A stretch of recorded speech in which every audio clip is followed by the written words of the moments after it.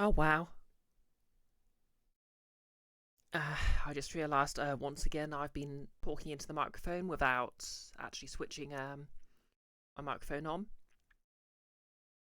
As I said earlier, I switched on the webcam and accidentally, instead of the microphone, it looks like I actually switched off the webcam but forgot to switch on the microphone because I am a fool, a chair, and a clown. Yeah, Nick, I know. I'm a fake streamer. LOL, fake streamer girl. I mean, to be fair, I'm just a very high res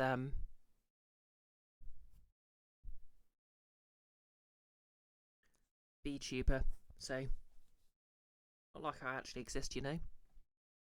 Can anyone as cool for Can anyone as cool as me really exist? Exactly, Nerlus. Also, hey Nerlus, how's it going? Could you give Nick and Kiara a shout out if they want one?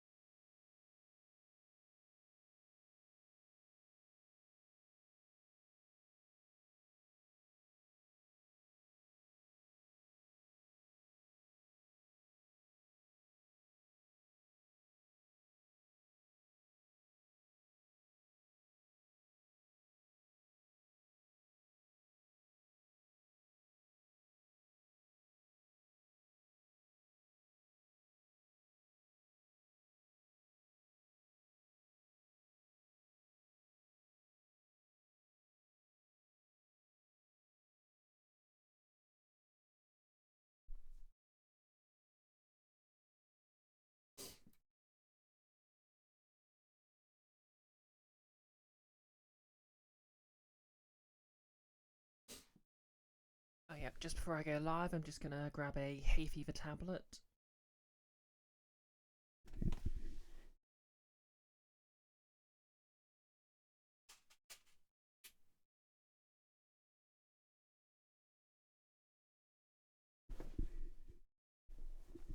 Okay, that's good. Because I have been extremely snivelly today. It looks like the trees have sort of bloomed late and the whole pollen map is utterly bizarre. How's it going? So yep, as I said, no cosplay today because warm. Far, far, far too warm. So yep, hello to Nick, Kiara, Jan, Nullis, Keith. Keith just got here or was here all the time. Keith is mysterious. Yep, quick cosplay update though. Exactly, Kiara. Let's do pollen. Nick, grass pollen is what messes you up usually late in the year. Yeah, I've not, well, oh yeah, cosplay update. So this is the one I've had for a while that I made before. This is the one that's basically a duplicate I'm making of it. So it's a bit more rough around the edges. Nick, my hair's looking awesome. Thank you. Keith, you're indeed mysterious, but also, yes, just here. Absolutely. So, yeah, still need to refine the ears a bit. But yeah, one thing I've actually discovered since I started learning a bit more about, might as well get the game going. This is still set to Learner's Inception, so give me a moment.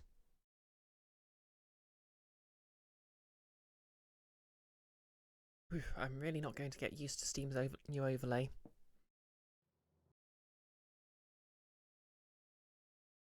Okay, get rid of that. Keith, am I going to make molds out of them? Yes, yes I am. I'm basically going to, well, the method I've found is basically, it's kind of annoying actually, because I've literally found two sources on how to make silicone ears. A a YouTube channel that has sort of various prosthetic tutorials, and just one Indestructible's tutorial on how to make silicone ears. Hey Max Sting, how's it going?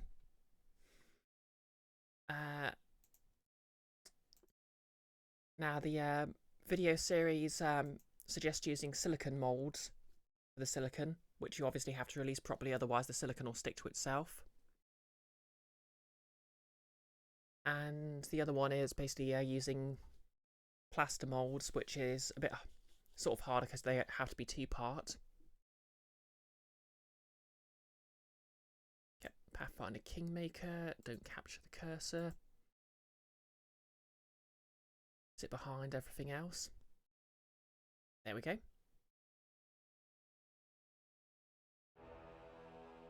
Sorry about the setup there. But yeah, I'm probably going to go the silicon mold route just because I think it'll be a bit easier just to... Basically, I'll have to do a silicon mold and then I'll do a plaster mold, plaster over that cylinder to help hold it rigid while it's sort of being used. It'll be my first time doing that, so exciting, a bit nervous, if only because silicon's expensive. Maxing, it goes, you might get to actually touch the Atlantic Ocean for the first time tomorrow, and that means you'll have set your toes in 2 oceans. Yeah, I used to go down to Cornwall a lot when I was a kid, so I have plenty of experience with the Atlantic Ocean. It's very cold, even with the Gulf Stream. Nick has redeemed. Ask me anything.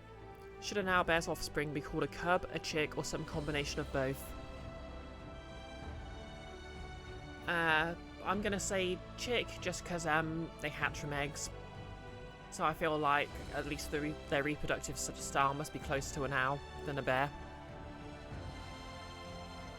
So it stands to reason that's what you call a young owlbear. Keith, you've done silicon for gypsum casting before. Never done silicon for silicon before. Fair. Yeah. I mean, part of my problem was I basically found tutorials on using silicon for making molds, but not as much on making molds for silicon. But, well, to be fair, I've got quite a bit of material on silicon for prosthetics in general, just not for ears, which is kind of frustrating. Max Ding just got hit by 8 ads. Bloody heck. This is ridiculous because I literally ran out adverts when I started the stream, so it should be on a sort of a refresh by now.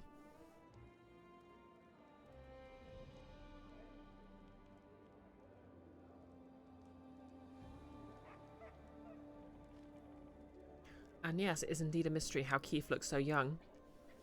I suspect dark magic.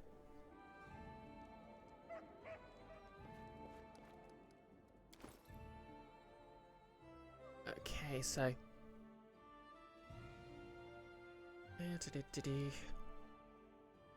Opportunist Dwarven War Axe.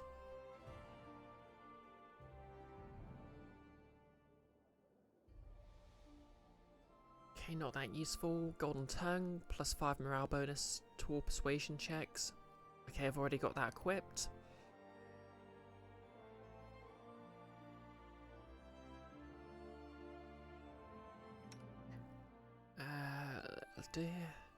Okay, that's as good as Golden Thread. Don't know if I've got any other charisma casters here.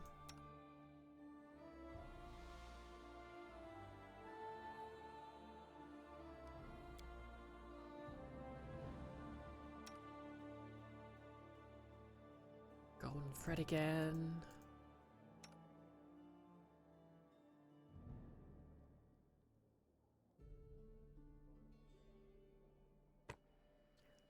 Yeah, that'll do.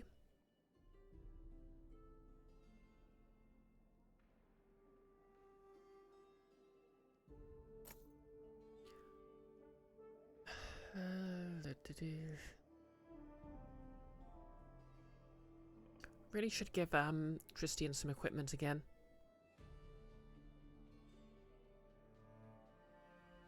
Oh, anyways, but I'll just double check my quests. So we've got the rushlight tournament. Now I double checked and I've got like a month to do that, so I'll just do that right away. The Door to Nowhere, I'll do afterwards. Yeah, quite a bit of... Oh yeah, I've got quite a few companion quests now. Let's see, Lindsay wants to be taken to the rushlight tournament, so I can do her companion quest quite easily. Kind of tempted to do a Miri's quest anyway.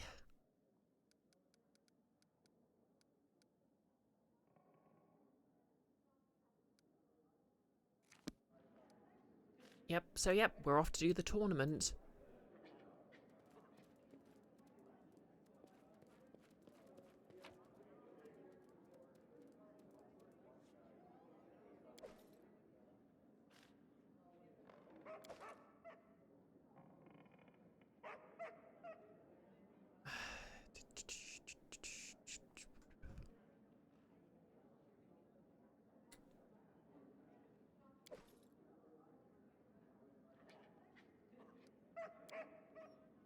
Okay, Lindsay's usually in my party anyway. Got my default party, let's go.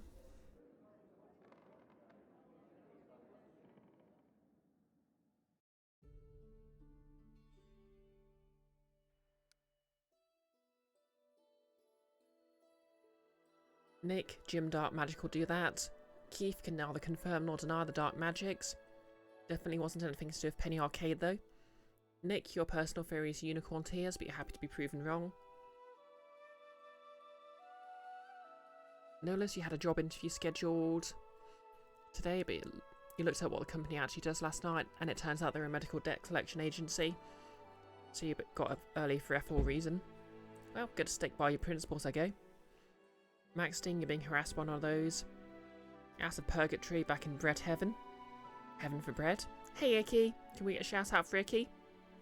Who is lurking? Icky, Keith Mysteries 2. How did you read so many? Yeah, that is also a mystery. Keith must have some sort of supernatural help. And yeah, I agree with Nick. That sucks. I hope you can find a better job opportunity soon. Okay, Rushlight Fields is over here. I guess I need to travel to here.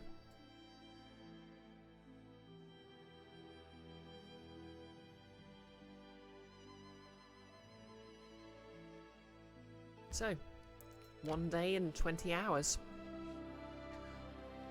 We're off to visit the wonderful Rushlight tournament. Now doesn't quite track.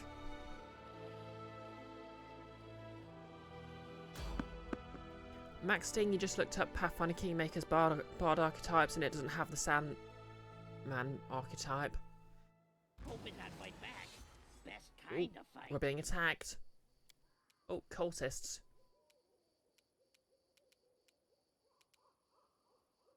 Stand down. Ah, the perks of being a rogue.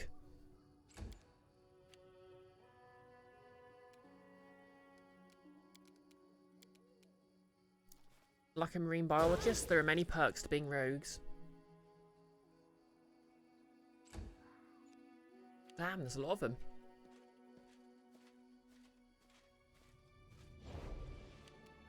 Wait, is that... Cold... Oh, no, Amiri, don't do that. Oh well. Okay. Lindsay, haste everyone.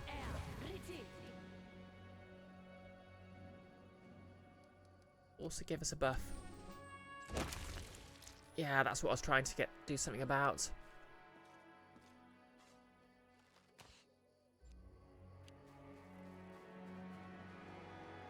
Yeah, been a while since I've dealt with these cultists. Okay, what does the Sandman Bard do? Extra +1 to the DC of save spells and bardic performance against opponents. Okay, so basically, yeah, sort of a sneak attack bonus for dexterity and... I mean, dexterity, a sneak attack bonus for spells and bardic performances. Okay, so they're basically a rogue bard.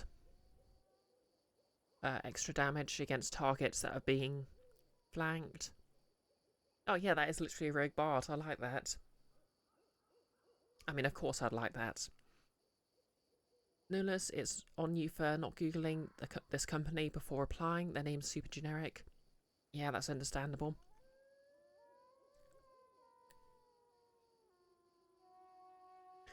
Nullus, you swear marine biology, retail and call centres are the only jobs in the state you live in. Maxting, they're like an eldritch scoundrel but bard instead. Okay, that is pretty neat. Okay, we're just going to nuke these guys to heck.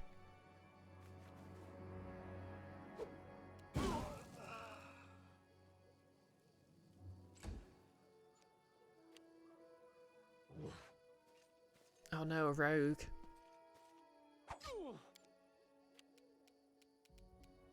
Knock-knock used to lighting enemies on My rogues are fire better. first. Here comes their fighter, who's slowly going to approach.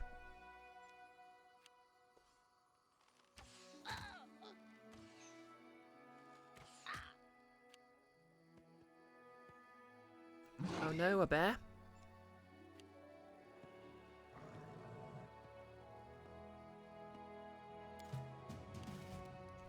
Okay, I think this is time to drop.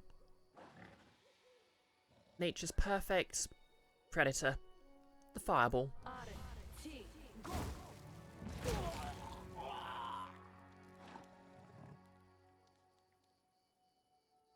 Oh yeah, you're right, maxing their owlbears. Notice there's also assembly jobs for military contractors and a space force. Nick, okay, I think it's time to drop. You at 10 AM.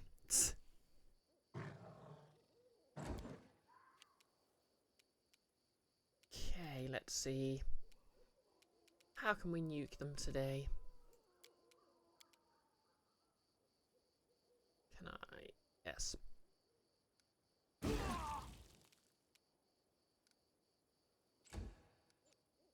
Who's next? Okay, you. Doing Frickle. Right, which of these opponents has the least health? This one. And just turn around and hit the other one a couple of times. Amiri? Okay, she's not going to do that.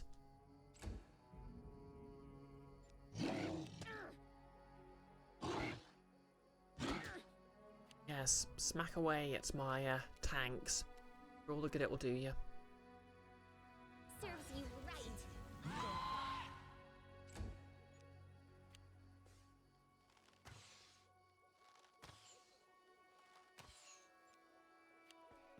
Here comes the rogue.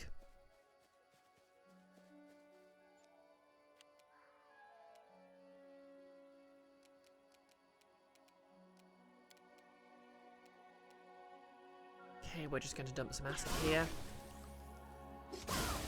Oh, that's not good.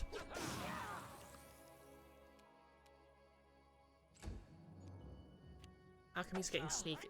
All my knowledge, all my genius, lost. Oh well. Be easier if you not fight back. Come here, Bax. Knock-knock stab you.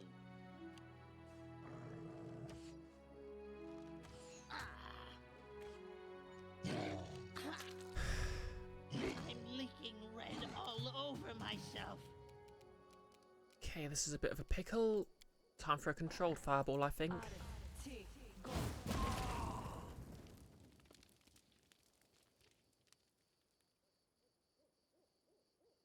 And thank you for the quote, Nihilus.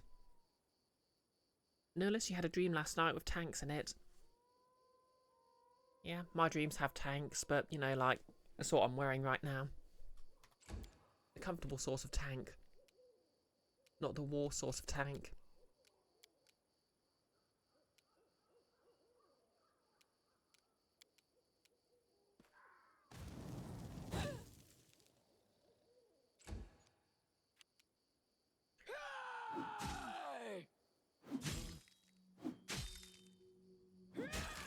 Wow, these things are meat shields. You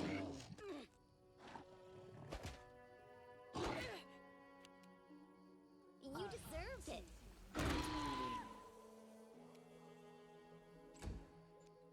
Oh yeah, there's an archer over there. Oh, need a bandage.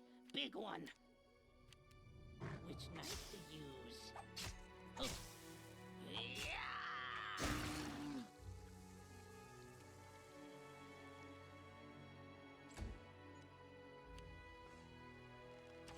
Oh, getting dizzy.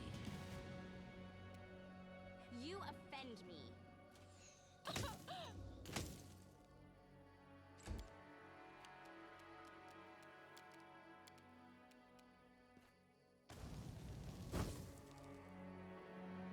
Kara! Can we get a shout out for Kara? 28 months of supporting the prettiest bread on Twitch. Yay. Oh, really?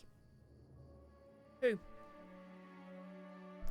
I appreciate that you gave me a subscription as well.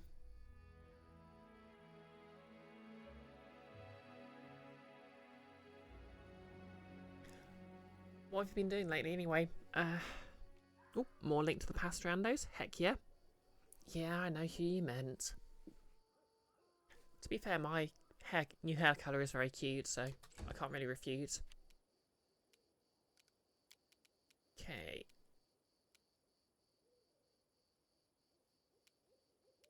So I can charge down. Okay. Guess it's the one I can charge down then. That was a good death rattle. Any last wishes?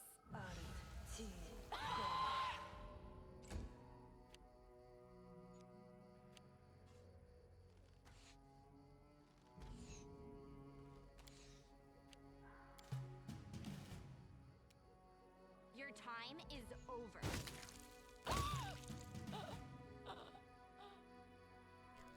And the moral of the story is... Ooh, 3 daggers.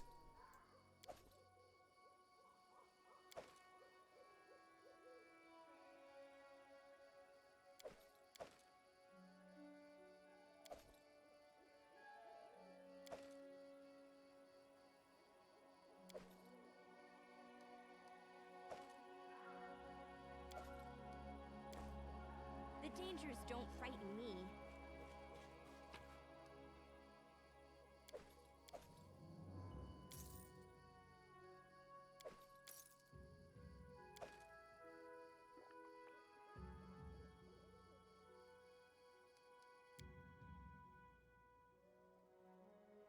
Okay, Maxing, I'll stop self-defaming.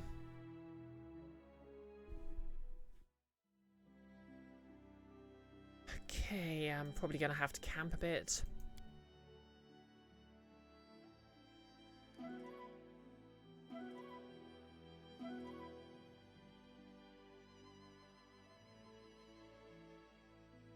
Oh yeah, made myself a strawberry frappe before I started. All the deliciousness of coffee, but cold. And with fruit in it. Okay, what's going on in here then?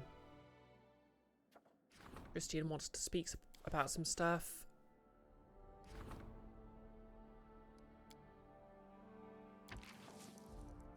I'll tell you what, Christine, you can try and do stuff.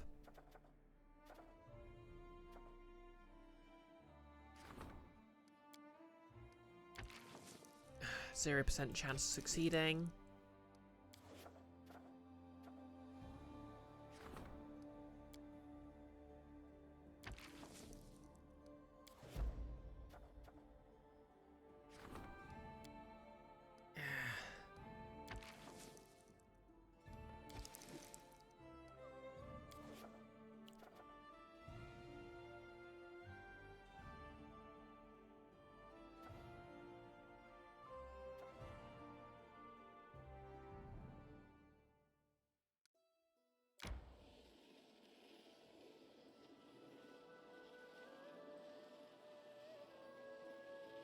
Max Sting, it doesn't have your favourite wizard and sorcerer archetypes. Okay, that kind of sucks. Peaceful Travellers, eh? Oh. Nick is jealous.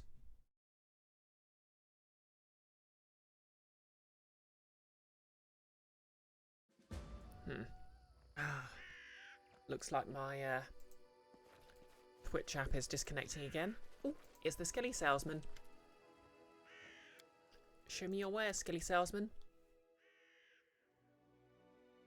An Arctic Lycanthrope Bane Greatsword. I'm sure it's a pretty good sword.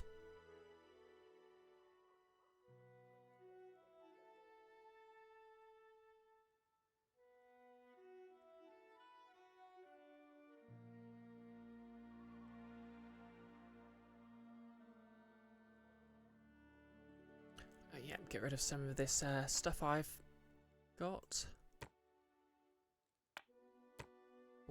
Don't want to get rid of the rope. The rope could be useful.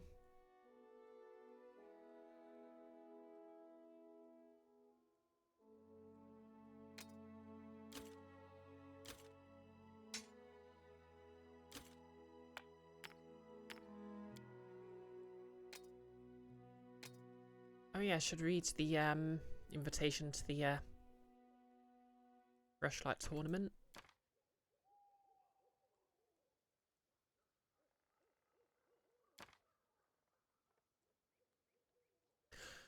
Your Royal Highness and the much esteemed and illustrious Brioche, tamer of Dunsward and the Stolen Lands, heroine of the Battle of the Barbarian Hordes in the Flint Rock Grassland, etc., etc., etc.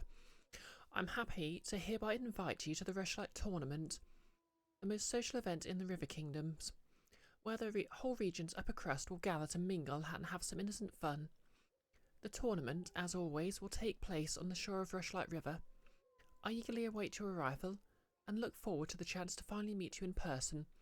Cordially yours, Castruccio Everotti, King of Pitax. Oh wait, yeah, the gnome guy from the opening was sort of implied to have been sent by him. So I'm kind of wondering if I can use the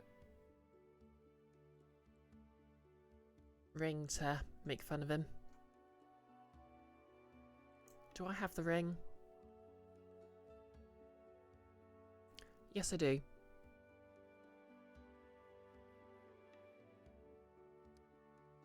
Because basically I was given that ring and the fact how I had it equipped was used to try and slander me. I mean, it says doesn't feel like a very likely detail, but it would be really funny if it gave me a unique bit of dialogue or something.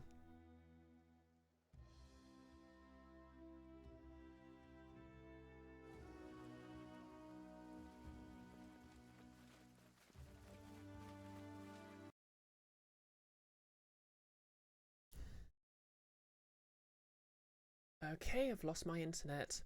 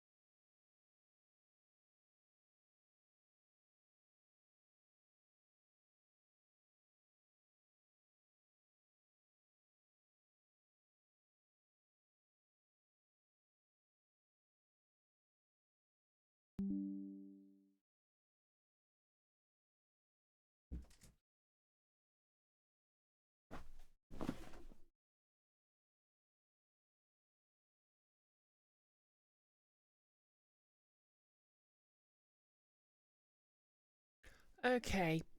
Can you hear me?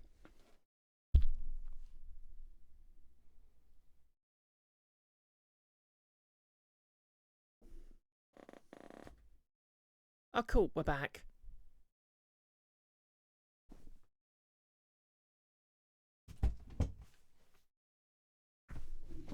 So, sorry about that.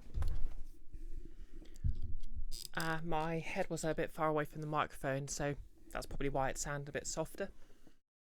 Yeah, I don't know what happened there. But yeah, I think I think we'd have only lost basically a bit of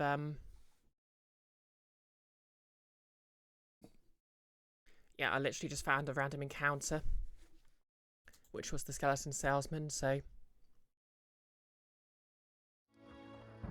yeah, I doubt we've lost anything much there. I mean, it'll be on the VOD anyway.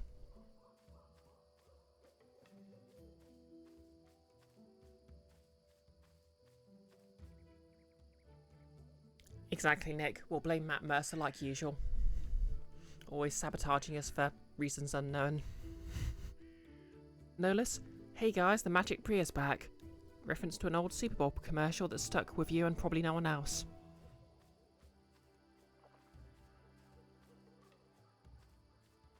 Oh, and I agree, Night Watch is one of the best Discworld novels. No exceptions. I've really sort of enjoyed the Moist von Lipwig sort of mini-series within Discworld, but to be fair, I think because it sort of came at the tail end of the whole series, it didn't really get a chance to shine.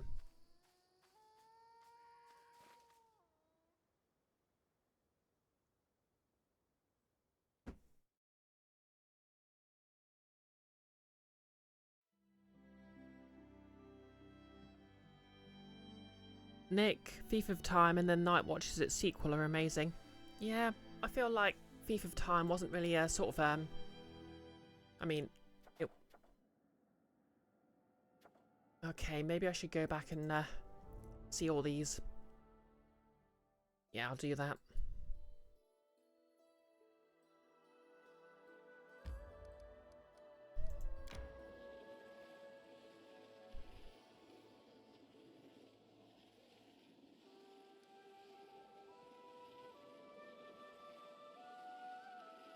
Kinda wish they'd just give you them all in one day. We set up camp. Why don't we set up camp?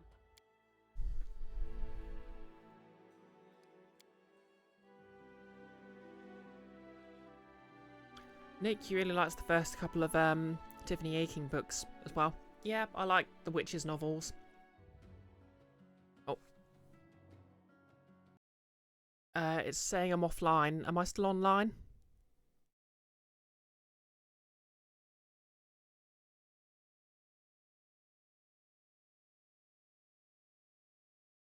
Oh, still up. Okay. Oh, wait, yeah. Never mind. It was just the app being weird. Oh, yeah, it's true. The events of Thief of Time are what caused the events of Night Watch. I guess chronologically it's sort of connected, but it never really sort of felt like a direct sequel. I mean, I don't know if there were really that many sort of themes carrying over and all that. I'll share my path. Anywho, just gonna quickly rest. See, if I click rest while I'm in a home base, I automatically jump to my bedroom and rest. So I kind of like doing this. Actually, just sort of means I just slip through the throne room without dealing with anything. Anyways, Octavia, remember those books from Maestro Janish's study? We'd hoped to find something about our past in them. Well, we did. Oh, Rigonga. Well, we did. And I'm kinda sorry with looks. We actually found something, but it's a sensitive conversation. We'll wait for you in the palace garden, near the viewing point. There's a palace garden?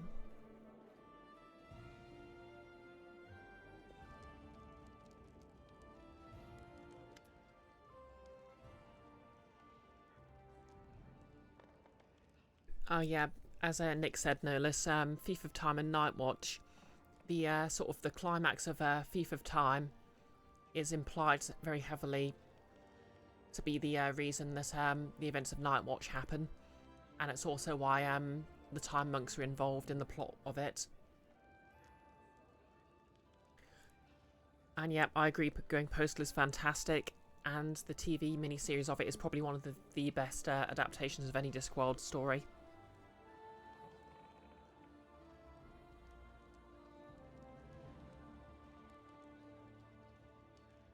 And yeah, Night Watch is a lot darker than some of the other Discworld novels, to be fair.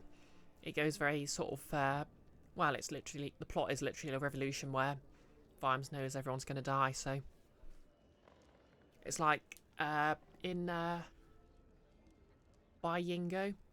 No, wait, I mean, in Yingo, I think it was, where Vimes sort of hears an alternate timeline where the entire watch gets slaughtered towards the end. Because his sort of assistant malfunctions and just gives him alerts from a different time line. I kind of like how Discworld literally just has the trousers of time and basically says any particular event can only fork off in 2 different directions.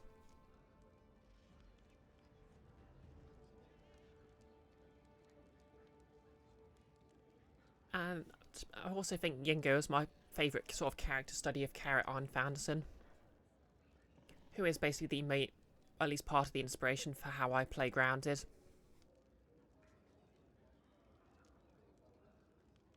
Yeah.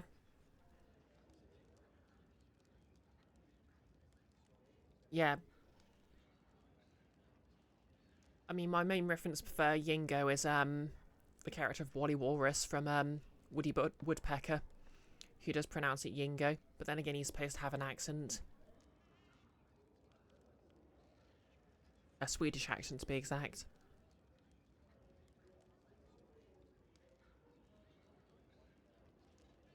Yeah, Carrot's interesting because he's basically a, well, he's the whole, king archetype. I mean, the whole ideal king archetype. And he sort of gets along very well with, a fervent anti-monarchist, who himself is, of course, a police captain who's basically a borderline anarchist. Thinking about it, I think Discworld really had a massive effect on my political leanings.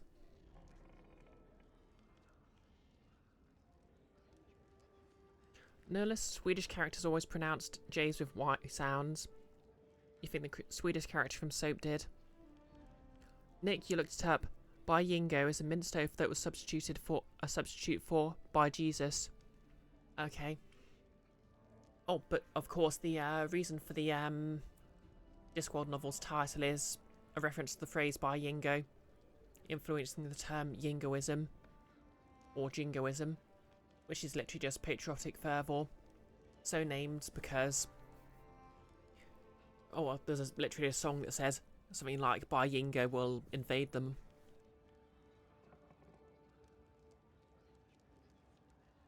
Max Sting, you don't even remember the Swedish character in Soap? I'm not familiar with Soap, to be fair. Oh yeah, there's a game. Tristan remains silent for a long time. When he finally opens his mouth, his voice is hoarse and tired. I won't take much of your time, Brioche.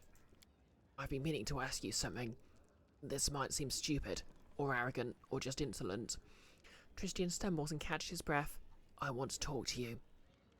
Well, you're talking to me right now, so that's great. I think you know what it's about. It's what I've done and what I haven't done. The priest lowers his head and grows quiet. But please, let's speak in private, far from curious ears. I'll be at the viewing point in the palace garden. Please come as soon as you... I like that everyone's sort of meeting for a private chat with me in the palace gardens. I mean, that's just going to make things awkward.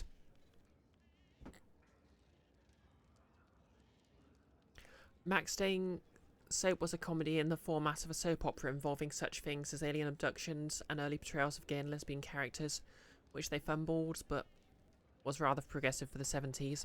Ah, fair. Nolus, Corin's birth manor, Ingrid Birdman or Summit. Okay. Presuming that's the character in Soap. Well, I guess I'm going to talk to them and then I'll go to the tournament. Oh, and who are these lovely people? Storyteller. No matter what curses the descendants of the First World cast upon you, no matter what cruel tactics they use, you repel them with valor. Bravo, your highness. Accept this humble gift as a sign of gratitude from your subjects. I like that even though I'm literally the queen of these lands, I'm getting paid like an adventurer. Lindsay chuckles carelessly. Whatever Nerissa had planned, I'm sure we can handle it. Each of her attacks is stronger than the last, but we're getting stronger too. Gee, it's almost as if there's some sort of progression curve. Dristian's whisper is barely audible. In any case, it won't be long. Why do you think the attacks keep getting more dangerous? I think Nerissa's been playing with us. If she attacked at full strength a few years ago, when the Barony of Barony McBaron face was in the cradle, we couldn't possibly have endured. I bet she still needed to keep us alive for something. But now we've lost our usefulness, she's decided to finish us off.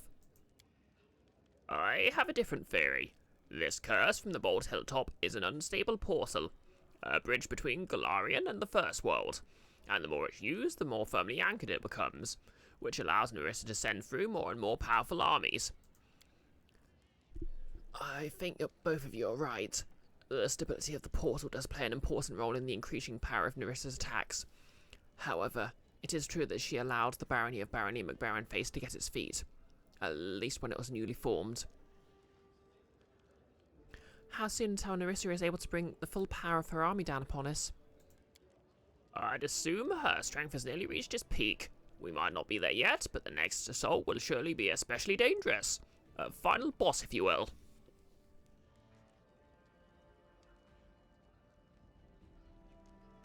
Maxing, though the last time you mentioned it to someone, the first video he was found was a minstrel show joke, so yikes. Oh, 7 ads. Bloody heck. Oh, right, because the stream basically restarted because of the connection loss. This is nonsense.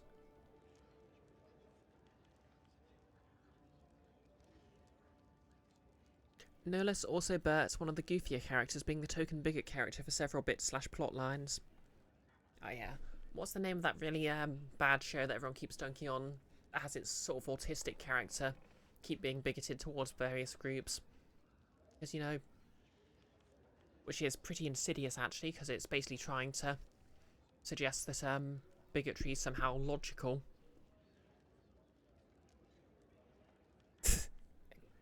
No less. Friends, Big Bang Theory. No, it's like a daytime soap or something.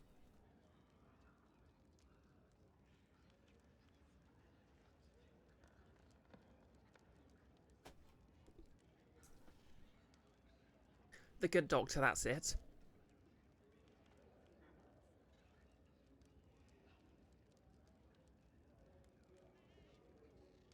Can we use the porcelain bolt hilltop to get to the First World and battle Nerissa? Alas, not yet. The passage between worlds is not reliable. We can't be sure of where it will take us, or if it will activate at all. Such is the nature of unstable First World portals. Such a portal is unreliable, even for denizens of the First World. We only see a small portion of the hordes that Nerissa sends through the portal to attack us. Nerissa doesn't care what happens to the countless who go missing. Okay, that's why we're getting random encounters with the kinds of enemies she sends through the portal.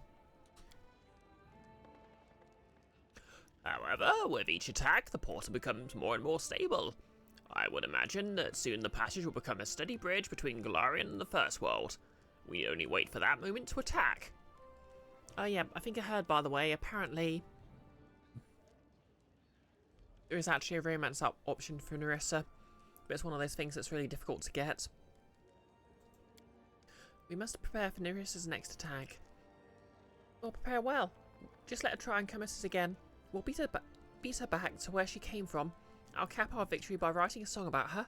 a really funny and embarrassing one. Everyone in the first world will be singing it for her. Yeah. I mean, that's the most Bard move, isn't it? My god, that's literally, Mr. Burns in the Who Shot Burns episode getting a song written to make fun of him. Oh, thanks for dropping by, Kiara. Hope you have a good shift.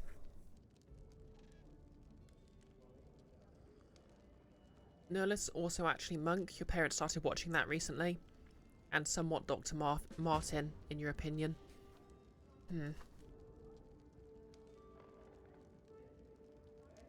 Oh, cool. Octavia and Ragongar get separate quests.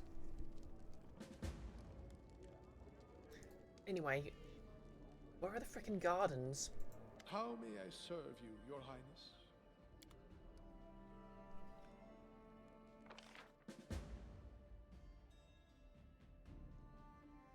Oh yeah, when's the next ancient curse due?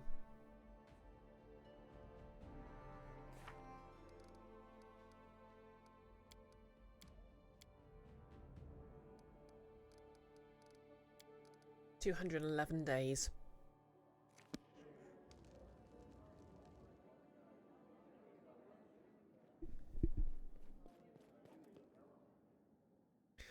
Nick, that quest got sound reminds you of when you enter a new area in Skyrim every time. Yeah, to be honest, me too.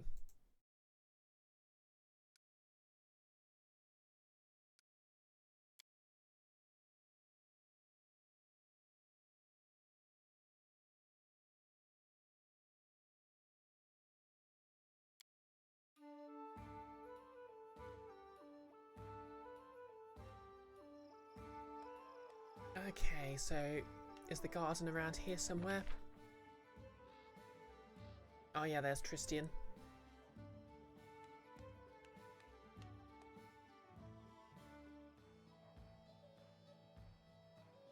I'm not seeing and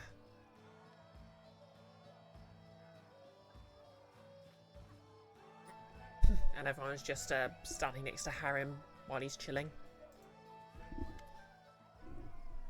I like how everyone just uses Harim's brooding spot as a private meeting spot, and Harim's probably just like, yeah.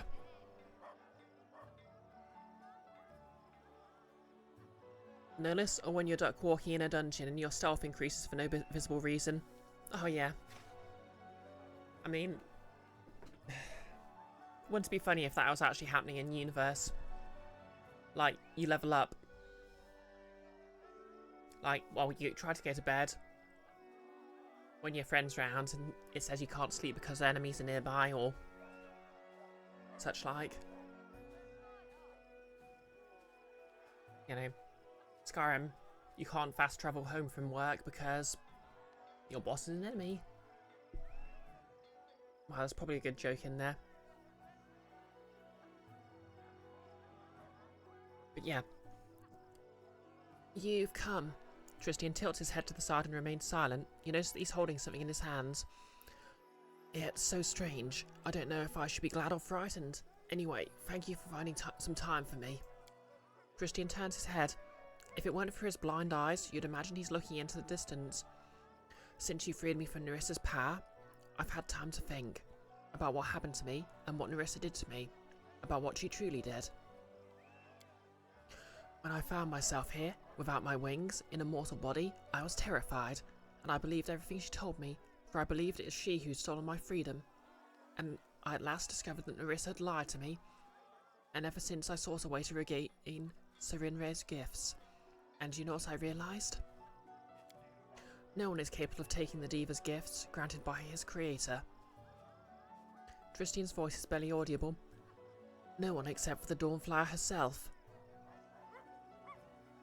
So you're made mortal by Sarenrae herself? Tristian nods. I found no other explanation for what happened to me. Nerissa's power is great, but not so great as to turn angels into mortals. I wanted to know if the way back to Sarenrae is open for me. I spent endless hours in prayer, asking for one thing. A sign, a vision, a portent, a single word, and all I got in return was silence. Tristian smiles crookedly, hiding a grieving grimace.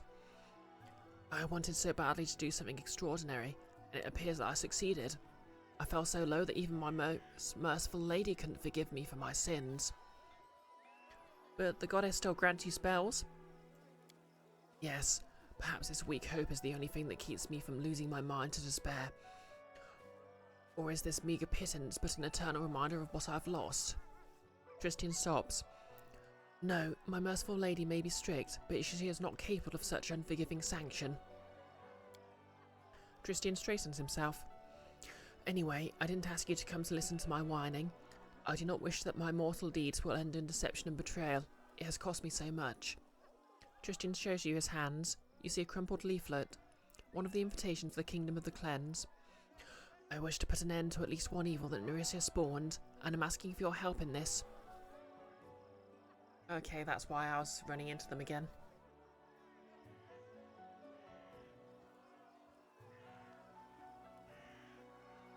Nick, your old boss was the only guy you knew who hated the Tories more than you did. You hope he's doing well. Yeah, to be fair, it's been a bit mixed bag for bosses for me. Like, the store I work at, sort of like corporate likes to sort of shuffle store managers around a bit every so often. So the guy we had when we opened was great. We've had some decent managers, some not so decent ones, and so on and so forth. Jury's still out on the latest one. Mostly because I haven't really worked with him much.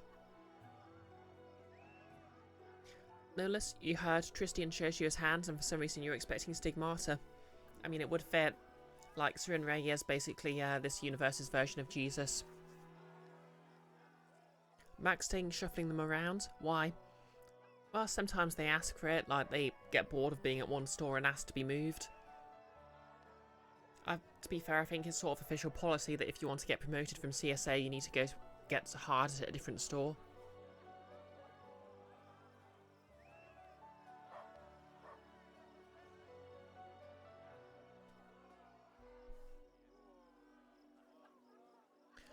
Okay, wait, how do you know what the leaflet was?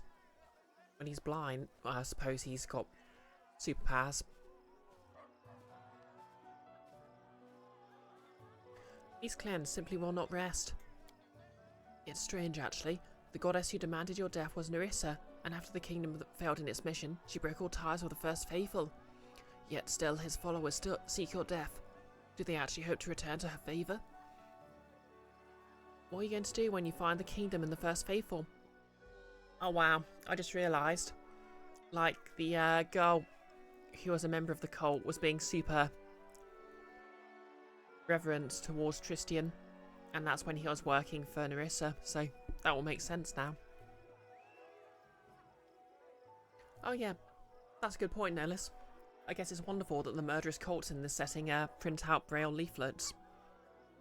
Seriously though, I think, to be fair, it did sort of imply that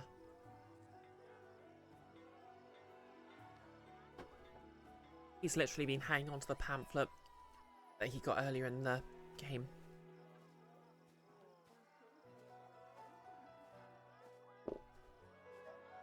But yeah, in conclusion, maxing, I'm not really sure why. Guess they just like doing it.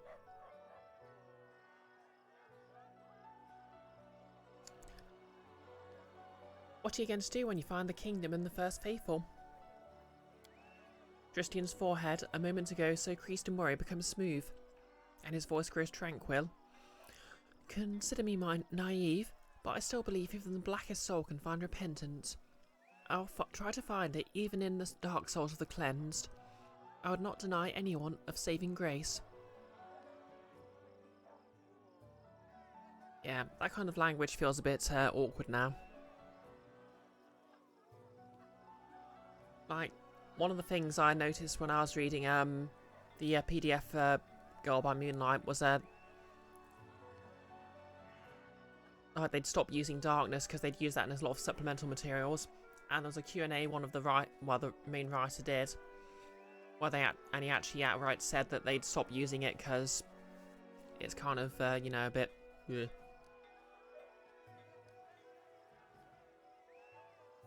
Maxting. Bildeus is a Pathfinder Imperial Lord who's blind. You recall a model of self-sacrifice and lawful good fighting.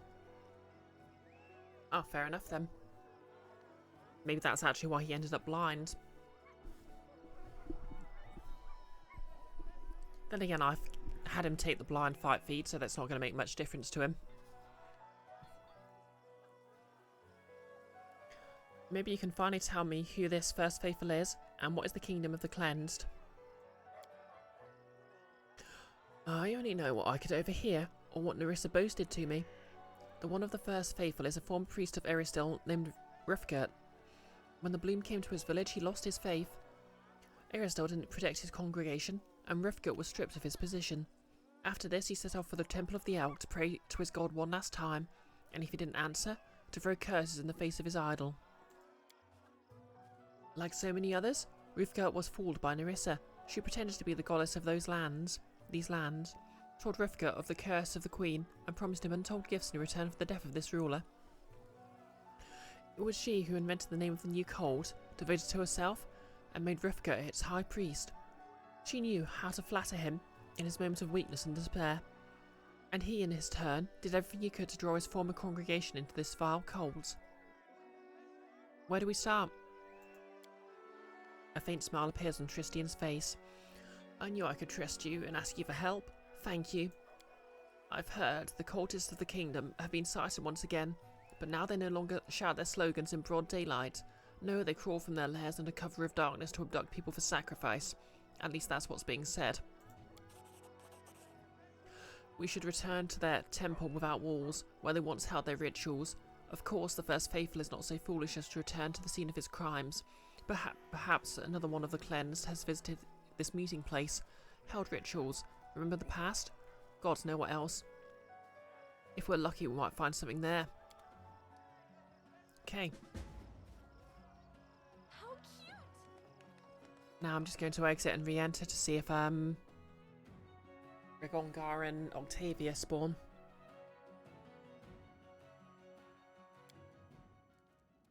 Unless they're in here.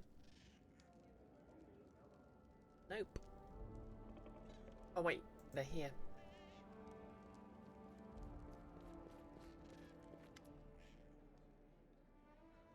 Rigongar Okay, the game doesn't realise that they're here.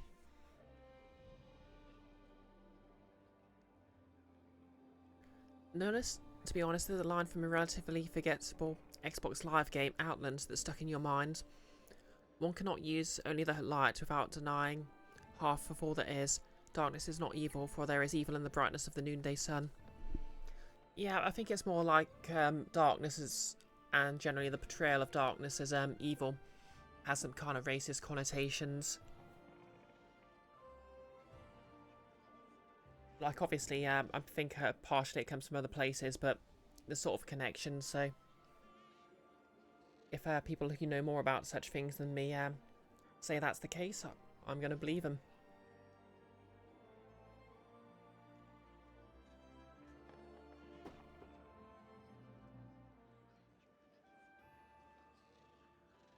Besides, I have it on good authority that the darkness actually believes in a thing called love.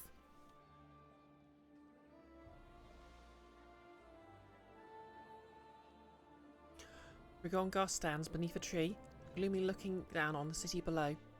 Ah, there you are. Well, we found my tribe. Now we just have to go and have ourselves a friendly chat. A half-orc clenches his fists. Oh yeah, backstory that both Rigongar and Octavia were sold into slavery at a young age, apparently by their families. And what about Octavia? Did you learn anything about her family? We did. Turns out she's... Stop, no, I'm shutting up. That's her news to tell you. How'd you end up figuring it out? Oh, that's another story entirely. We looked through Janish's books for a while. Found where he bought us, from whom, and who helped him. We got all we could get from them, but checking up on the information would have meant travelling all across Numeria and half the River Kingdoms. As you might recall, it wasn't exactly quiet here at the time. Not that it ever is, right? But you know, We'd never leave you to clean up a mess like that yourself.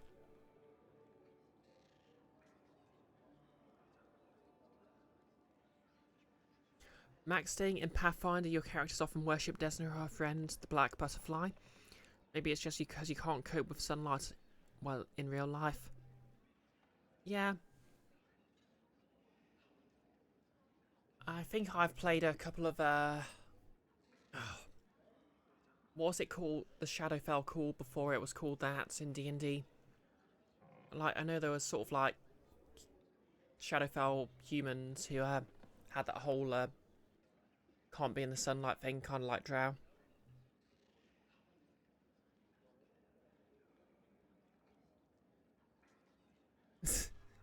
No, I don't think it's the upside down, Nolus.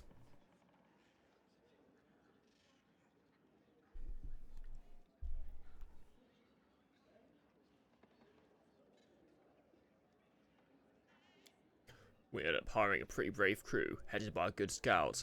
We can't do everything ourselves, right? They pulled some strings, followed some leads, figured everything out for us. Well, almost everything. The most important parts, Octavia and I will have to find out for ourselves when we pay our families a visit. You looking for revenge? Not sure what I want yet. Maybe, maybe not. Might just be looking at these freaks to be sure as nature's punished them well enough without me. I'm really just looking for some closure, that's all. I'm so glad we've got this guy back to up to chaotic neutral. Yeah, that was it. The shadow plane maxing. Pathfinder has its own non-evil humanoids from there. Yeah, I'm kind of glad that they've sort of moved away from the whole inherently evil thing, because they went kind of hard in it in first edition. I mean, I know they got rid of the drow because they thought it was too much of a wizard property, but yeah, on the other hand, the whole lizard folk thing's a bit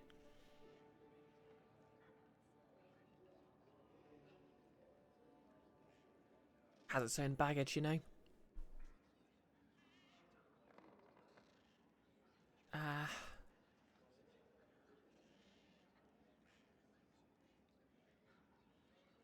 So, who's your tribe? The sewer rats. Wait, that's not it. The crab lice. The threadbare moles. Man, I just can't seem to remember. Oh right, the dung pigs. The half-orc gives you a lopsided grin. Fine, fine. They call themselves the Sharp Fangs, and for good reason. Rigongar grins, displaying his teeth, smaller than an orc's, but still large and sharp. They have kids with orcs to strengthen their blood. Not bad, huh? They breed themselves like pedigree cattle. Yikes. So I've really been sold twice. First by my orc salve mother, who took some gold to push me and my brother out, never to see us again. Then my father chose which of us to keep and which to sell to the slavers. Treated like an animal to my whole life. I'm surprised I'm not barking on all fours. Lawful good? They tried to turn you into an animal, but you kept your humanity? Wow, phrasing. Chaotic neutral, we're all animals. Some of us just have a thicker veneer of civilization than others. Yeah, let's go full Joker there. Huh, well said. If that's the case, I really wanted to meet those pieces of shoes and show them what a true animal can do. The half-orc shakes his fist. Alright, let's go meet your tribe.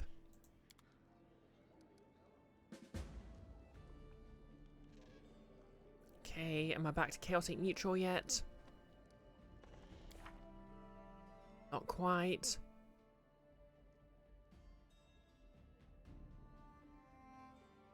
Oh, I'll get back to chaotic neutral. Let's see what Octavia's got to say. Hey, Key. Back from Military Drive and it's done you in. Sorry to hear that. You didn't miss much, namely because I lost my internet connection.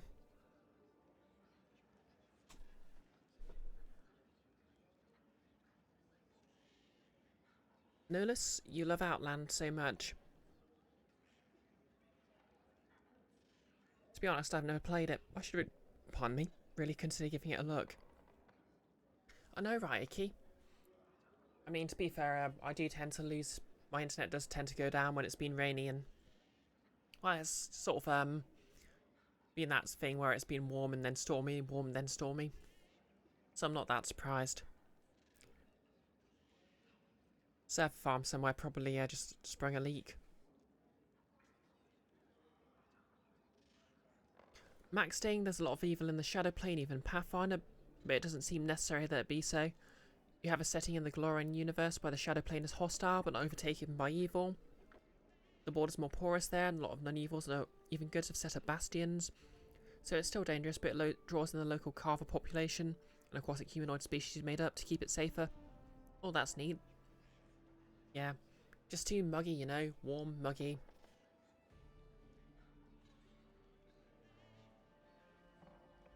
Octavia pensively fiddles with a small metal trinket while she waits. It takes her a moment to notice as you approach. Oh, hi. It seems that we haven't been properly introduced. Allow me. Octavia della Fiorni, heir to a noble title, a family manor, and even a coat of arms with a motto. That was unexpected. With a sad smile, Octavia shows you the trinket she was playing with. It's a fibula decorated with a coat of arms, a butterfly and an arrow. At the bottom you see the motto, serve solely my conscience. What about Rigonga? Did you learn anything of his past? Yes, but he'll tell you everything himself. So, you're from a noble family? I could hardly believe it myself, but there's no doubt. I'm the missing daughter of Marchioness della Fiorne. Missing, that's what they're calling it. Okay, so a noble family sold their daughter into slavery. That's grim. Hey, Enfys. Icky. Hello, Octavia, your new wife. Well, I've already told her I value our friendship, so I put a stop to that already.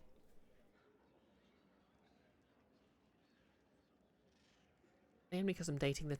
Namely because my character's dating the scary tiefling chick. He wasn't me. Yes, Enfys, fancy seeing me on my own stream. Icky, you've had lots of blessed sky water today. Really helped bring the house temperature down. Enfys says stop taking it. Mum says you have to share. Exactly. Nick, the scary tiefling chick. You mean Grandin of Walk? She's not... Okay, she's kind of scary. What with the whole manipulating the dead and the fact she's being forced to stab people, and I didn't mean to create a scary character, you know? Kind of ironic because my idea for the next campaign character is sort of basically someone who has, you know how sort of like in the early 2000s all the fantasy webcomics and the like had to have that one comedic murder hobo character who just murdered everyone and it was funny, or supposed to be. Basically someone like that who sort of burnt out and murder and grew a bit of a conscience. Oh, she only tortured someone once. Nick, definitely a chick since she was raised by birds. Yes, that does make sense. Nick, redemption paladin, huh? No, I was thinking... Well, actually I think I've messaged you about it, but I was thinking either bard or sorcerer. Like, she still likes hurting people, she just feels bad about doing it without a good reason now. Your memory never works. That's fair. Oh yeah, how did you discover all this? It took a lot of work. After going through Janish's ledgers, not only did we find information about our purchase, we found a wealth of other data about as well. Connections, suppliers, meeting places. But tracking it down ourselves would have required crossing half the river kingdoms and all of Numeria. We couldn't abandon you. So we did the boring but practical thing, like kings or their entourage might do. We hired a team of sleuths to follow the trail, and they found everything. Who bought us, who we've been sold to, and where we're from. Finding my family was relatively easy. The Marchioness was already looking for me herself. They just needed to put a few pieces together to realise I was the missing heir of the Della Fiorne family. On the other hand, Reggie's tribe had to be found with a looking glass. It's no matter. We certainly paid them well for their trouble. Do you know where to find your family? There isn't one, really. The Della Fiore family was waning before I was born. My mother's the last one. She's living in Pitax in a small townhouse. I'm going to pay her a visit, and I'd like you to accompany me.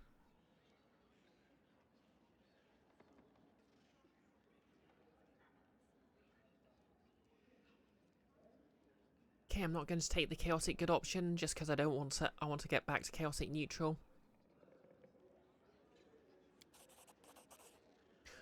Thank you, it means a lot to me. I wonder how close I am to leveling up. Still a fair distance, actually. Another 20,000 or so.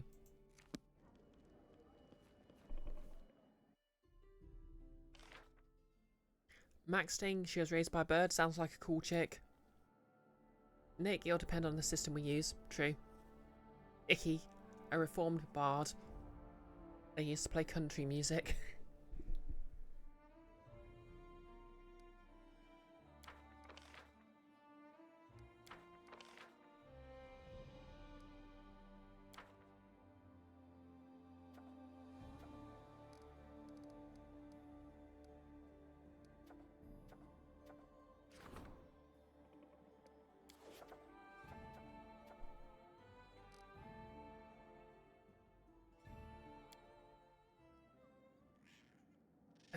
I was going to say something, but I forgot completely.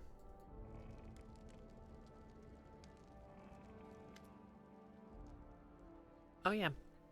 How's the book about the academy coming along? We're writing constantly. You know what? When I was studying, I of course suspected there wasn't all fine and dandy at the academy. I had no idea of the scale of the catastrophe. Professor Aelbold told me things about Ivrioti. Horrible. You'll read it when we finish it. Yep, so this is the guy we're going to go to the tournament of. I'm sure this will go well.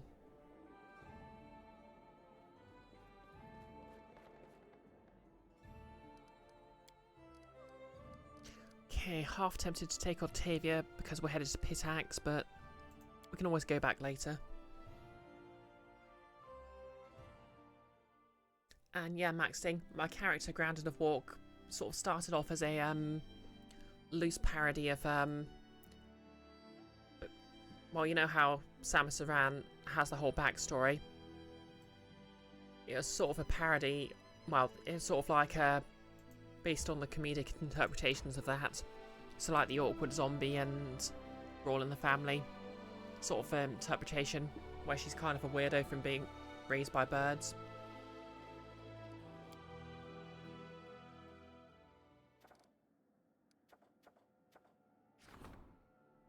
Okay, competition.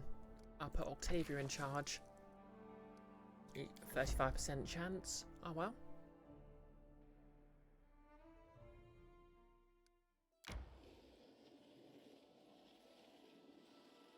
Maxting, there's a bard archetype idea. Raised by birds. I mean, I guess.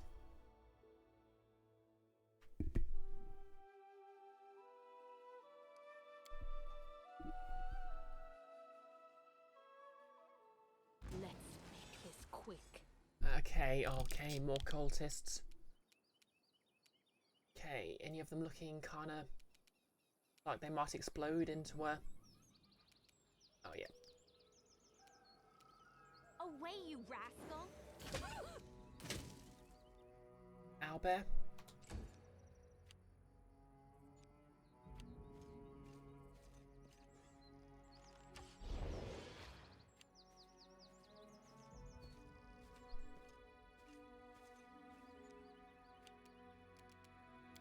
Cast haste.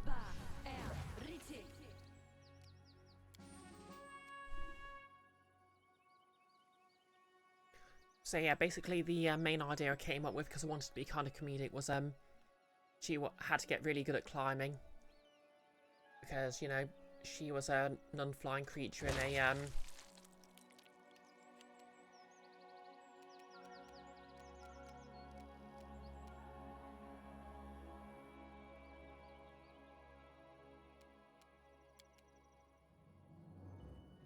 spell has other uses. Ooh.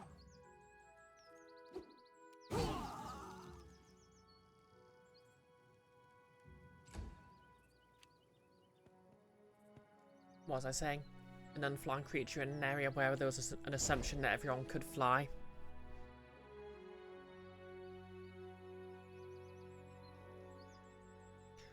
Icky, the really brave thing to do would be to present a character with a front story. They only know what's going to happen to them.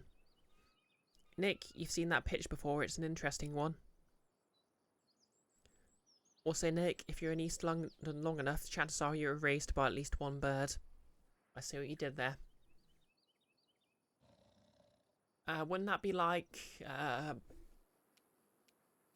what's the name of that movie where the guy's got amnesia?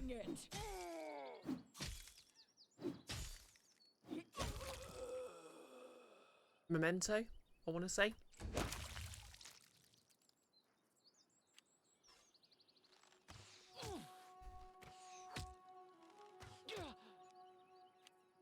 Okay, he's like, oof, ouch, my bones.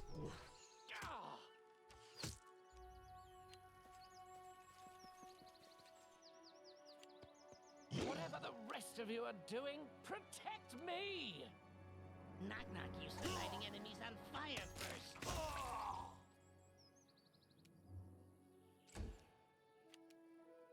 Okay.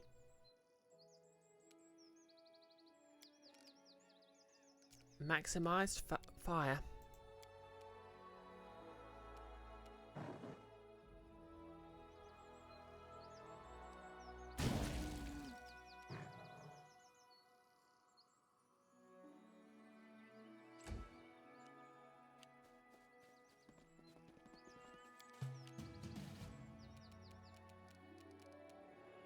Maximized controlled fireball. Wow, those bears have our bears have pretty good reflex saves. I mean, to be fair, the Born Identity is a similar plot.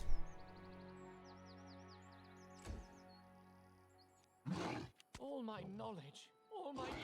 Oof.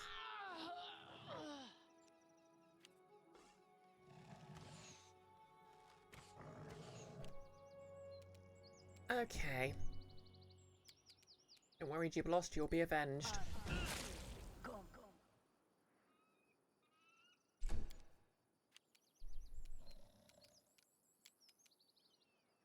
Okay, which of these has the lowest health?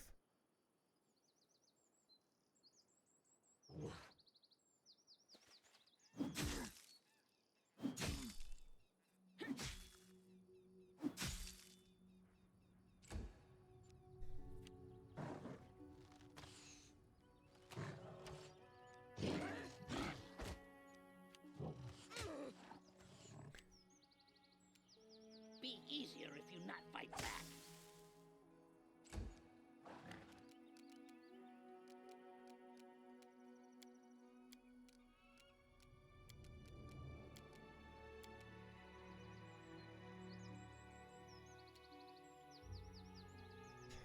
Just sort of, there we go.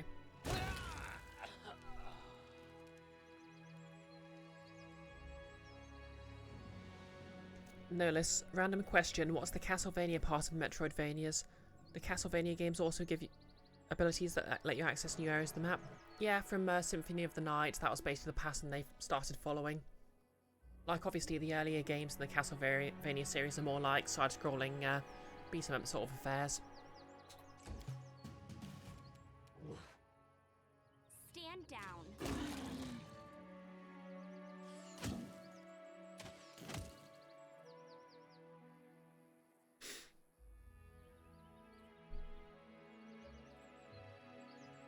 Max Sting, you're just interested in the idea of a character raised by songbirds being taken on as a bard by a monocular rich person. Like some kind of naturalist bard. Isn't there a story about a prince who's given a nightingale and enjoys it for a while, but begins to ignore and neglect it? I don't know, but that feels vaguely familiar.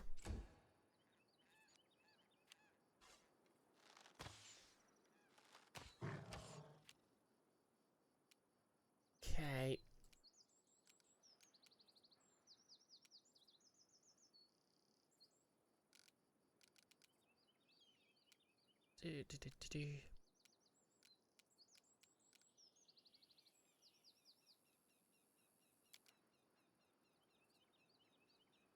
Let's try Song of Discord.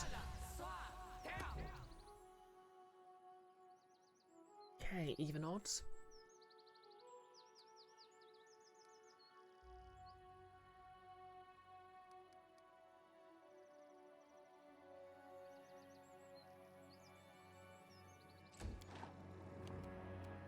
Tear them apart! Look at me, Gorum!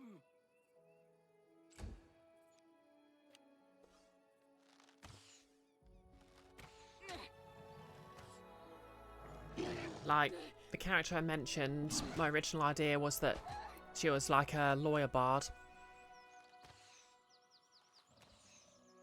But also I kind of like the idea that, I mean obviously it depends on what system the next campaign's actually in. But I kind of like the idea, also like kind of like the idea she might, well, to be fair, there's quite, you could basically a sorcerer, you know, like a sort of a, for a lawyer, sort of a bard class makes sense. The bard makes sense because it's very much a sort of class for talky people. But on the other hand, sorcerer would also work because it's another charisma class, so it's still quite good for talky and such like. Okay, just nuke these guys.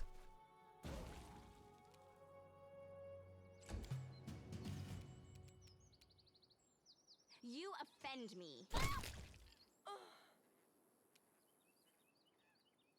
Yep, apparently not going to attack the rest of them. This is where I step in.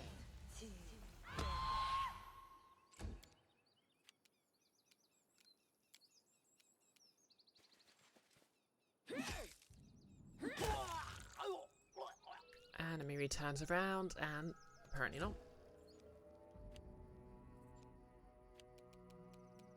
Which knife to use?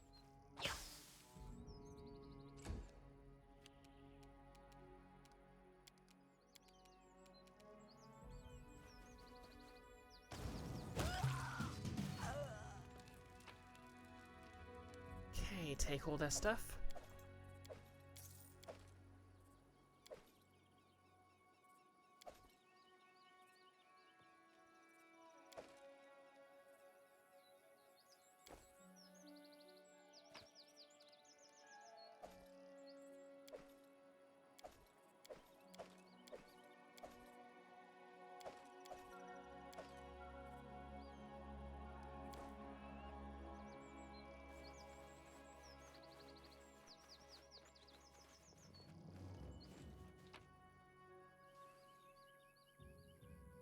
Nick, if they were both charisma class casters, multiclassing would be fairly easy. Oh, thanks for the hydrate and posture checks, Icky.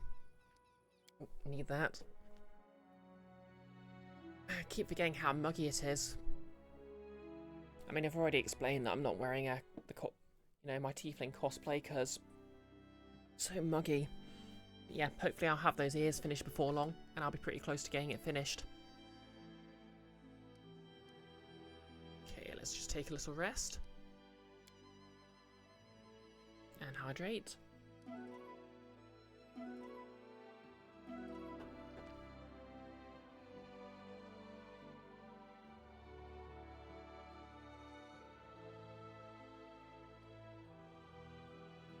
No less, there's a Hans Christian Andersen fairy tale called The Emperor and the Nightingale. Oh, actually just called The Nightingale, but it's about an emperor. Okay, was that the one you mentioned before? Nick, it's very bad down there too. Oh yeah, I can imagine, you know, I know you're near the coast, so I'd imagine that there's quite a lot of hot air coming from the sea and the Gulf Stream. Which, as I learnt in GCSE, well, pre-GCSE geography, is why Britain's a bit warmer than it should be for its latitude and longitude. Okay, we're headed into the pit axe. And we're fighting some peeps. I don't tolerate threats. Okay, more cultists.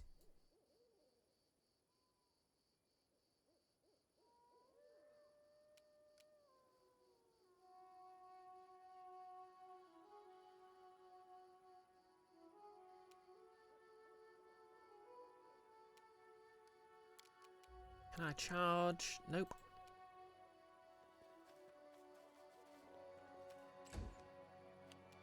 Okay, we're just going to go in heavy with this.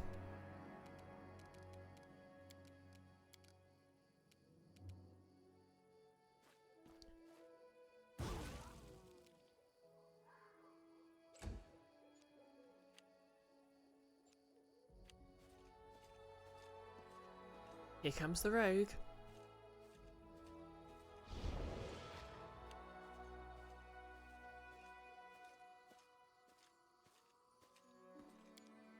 Okay, it's not too bad here unless you go for a drive in a car that's been outside in the sun all day. Yeah, I keep having that problem after work when I've been doing a morning shift.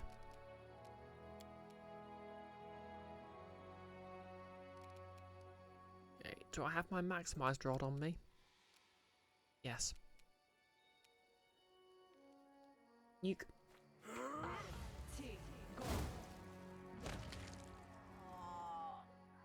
Splat.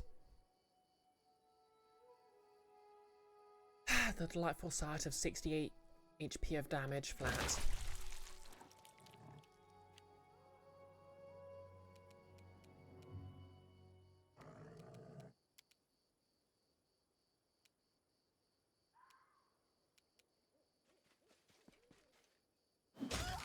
Ironically, Amiri can do more damage by charging than by just walking, because she gets her full attack after one.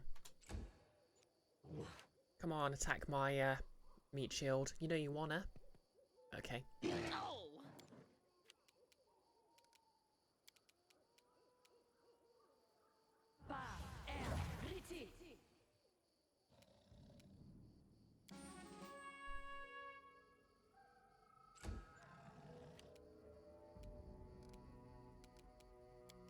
Okay. Jubilos can just throw acid.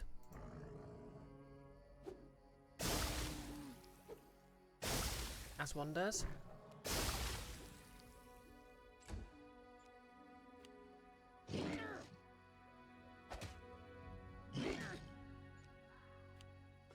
You won't escape, traitor!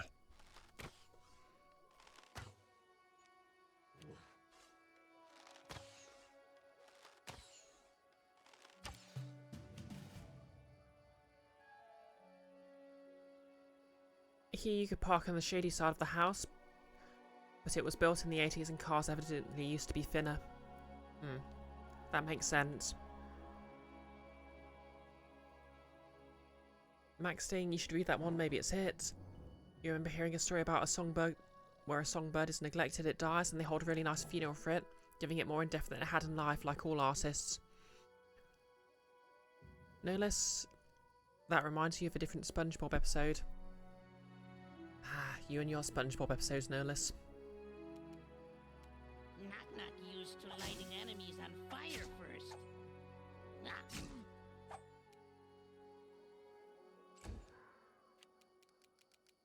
Okay.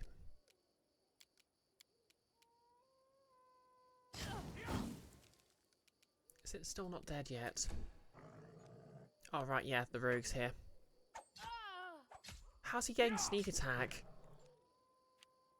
Oh, right, he's got a friend.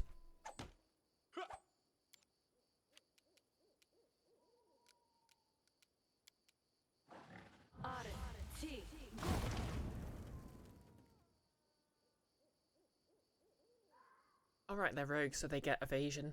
I keep forgetting that's a thing in this game.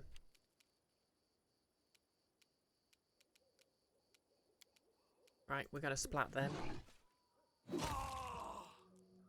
Okay, good, Amiri. Can you get the other one? Guess not. I'm leaking red all over myself. Serves you right.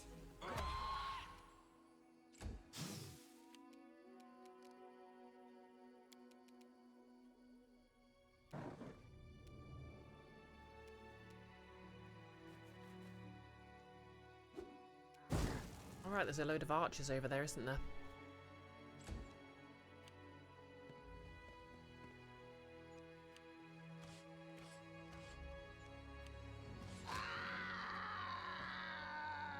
BisectedBrioche.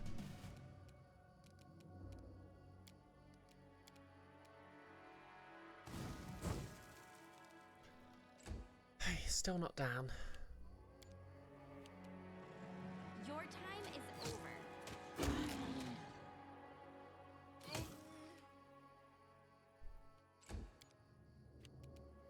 They go down! But do they get up again?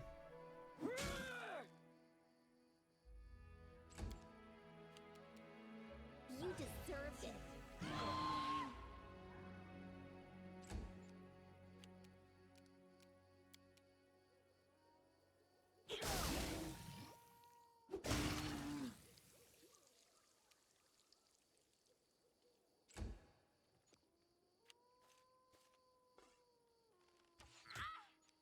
Unless you didn't have public TV, you had to rewatch tapes and DVDs over and over again.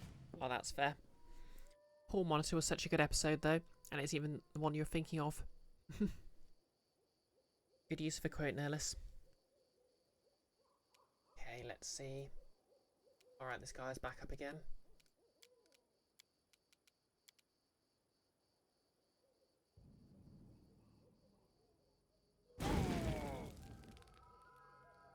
I am certainly a fan of flames.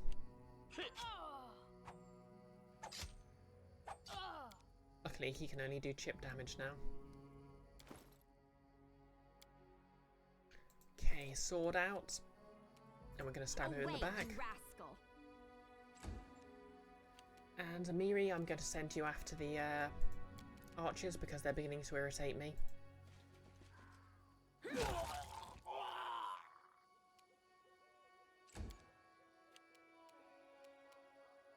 Any last wishes?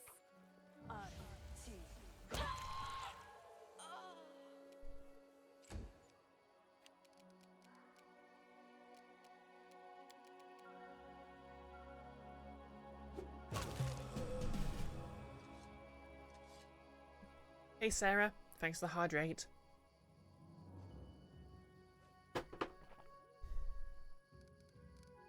And Lindsay was called forth.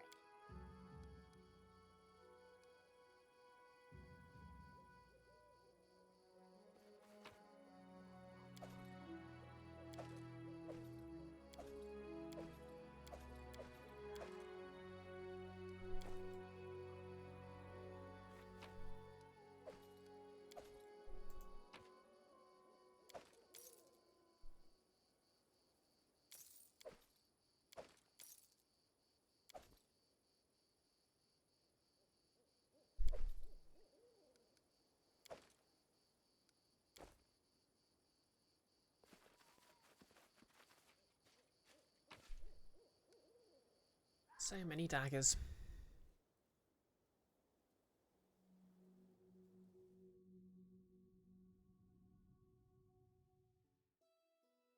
Right.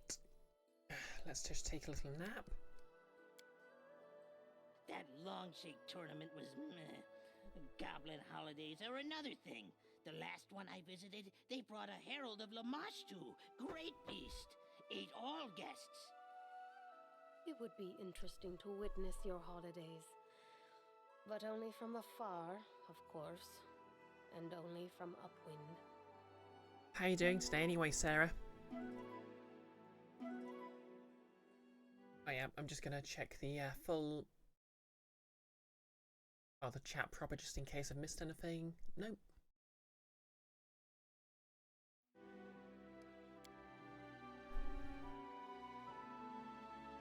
Right, into the new lands we go.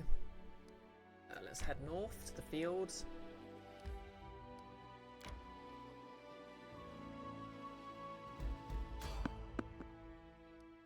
Let's fight some enemies. Is this going to be more Enjoy cultists? your final moments. It's more cultists.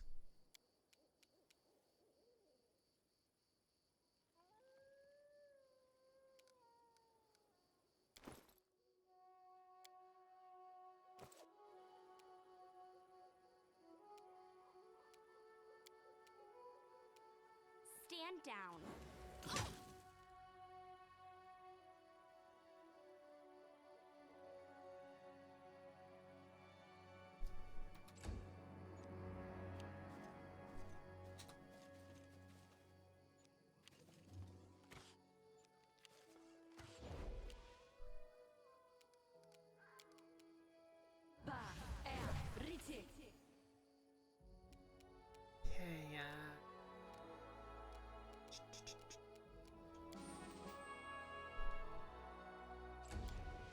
Knock knock.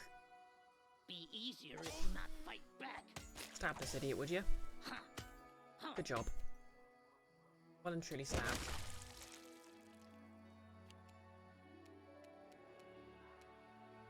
Amiri, stab this idiot, would you?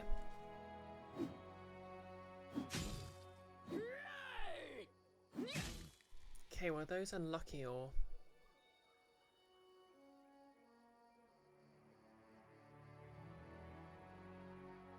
Yep, just unlucky.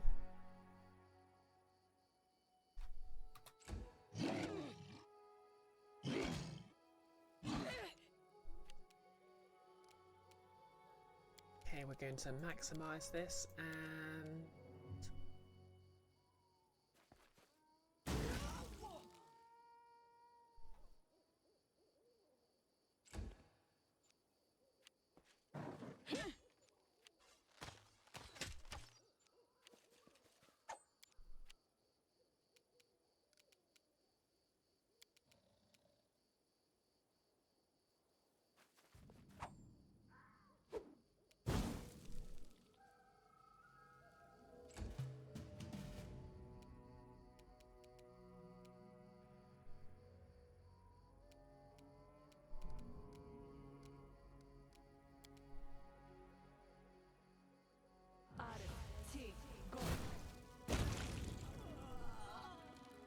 Oh, so satisfying.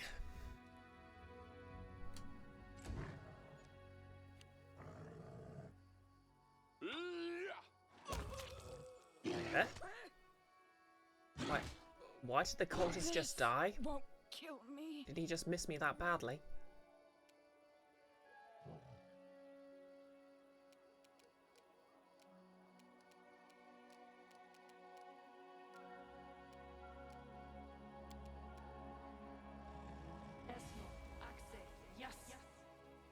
Okay, let's just top up the tank.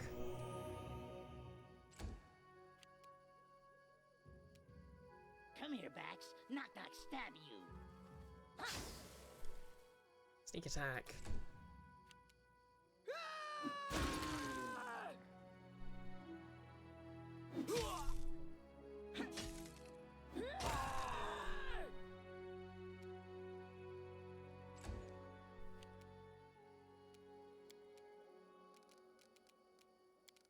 You know what, let's try some electric blasting.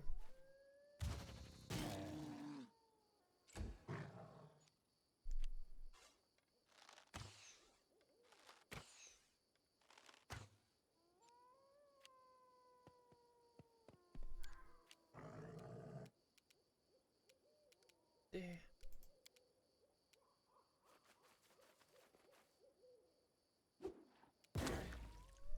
Donk.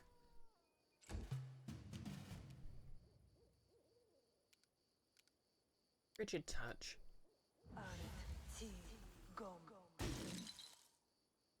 Ooh. Pun intended. This is where I step in.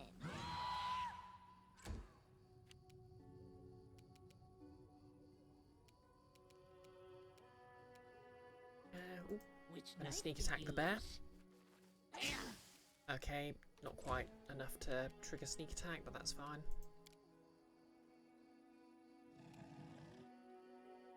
Oh wow, Knock Knock is just in the right place to stop me charging down the bear.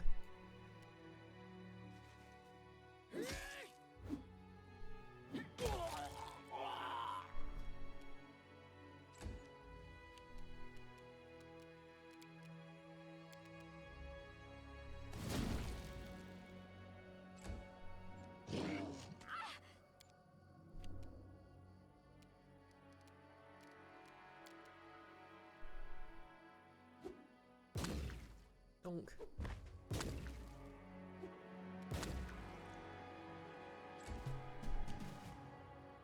You offend me.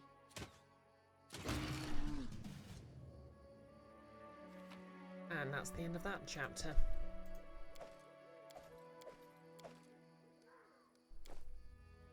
Just letting the ink dry.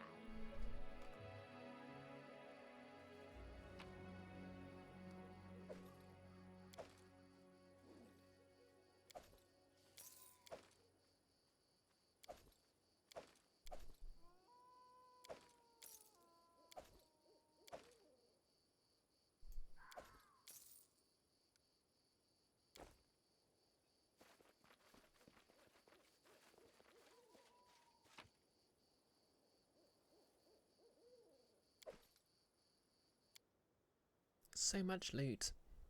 So much loot.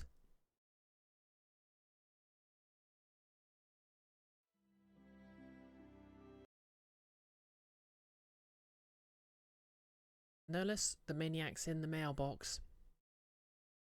Yeah, I don't get the reference. I'm sure it was funny in context. Hemlock Island. Sounds like a nice place.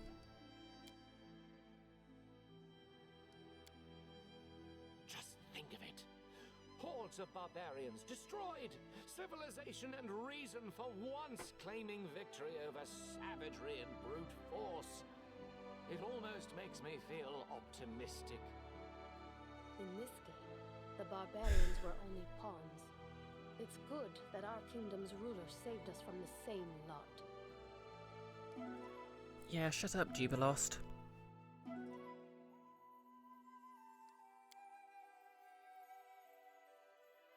Okay, rushlight fields.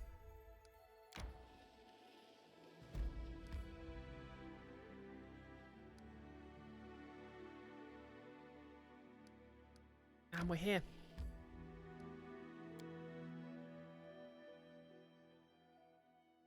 Nolus, it was peak comedy in context. Trust you. Oh yeah, presumably it's the source of the wanted maniac standing in front of your own portrait. I mean, your own wanted poster thing.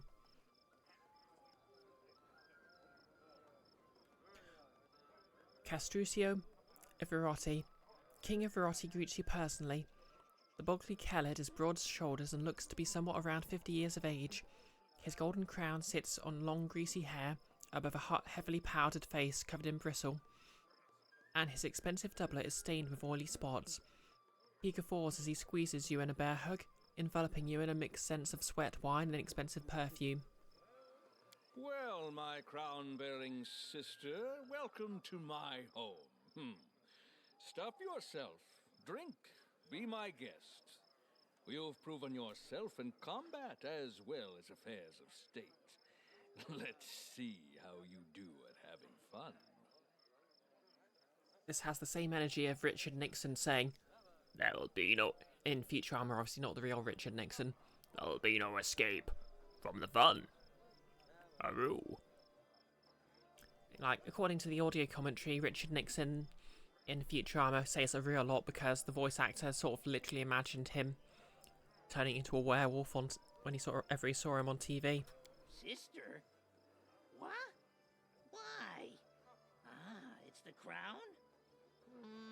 He's better. Nolus, put my servants to the test. Kanara. I feel like a child in a sweet shop. Entertainment, shopping, new trade connections, and the smell of intrigue in the air. Forgive me for interfering into a conversation between illustrious persons. I just meant to inquire, how is my death sentence in absentia?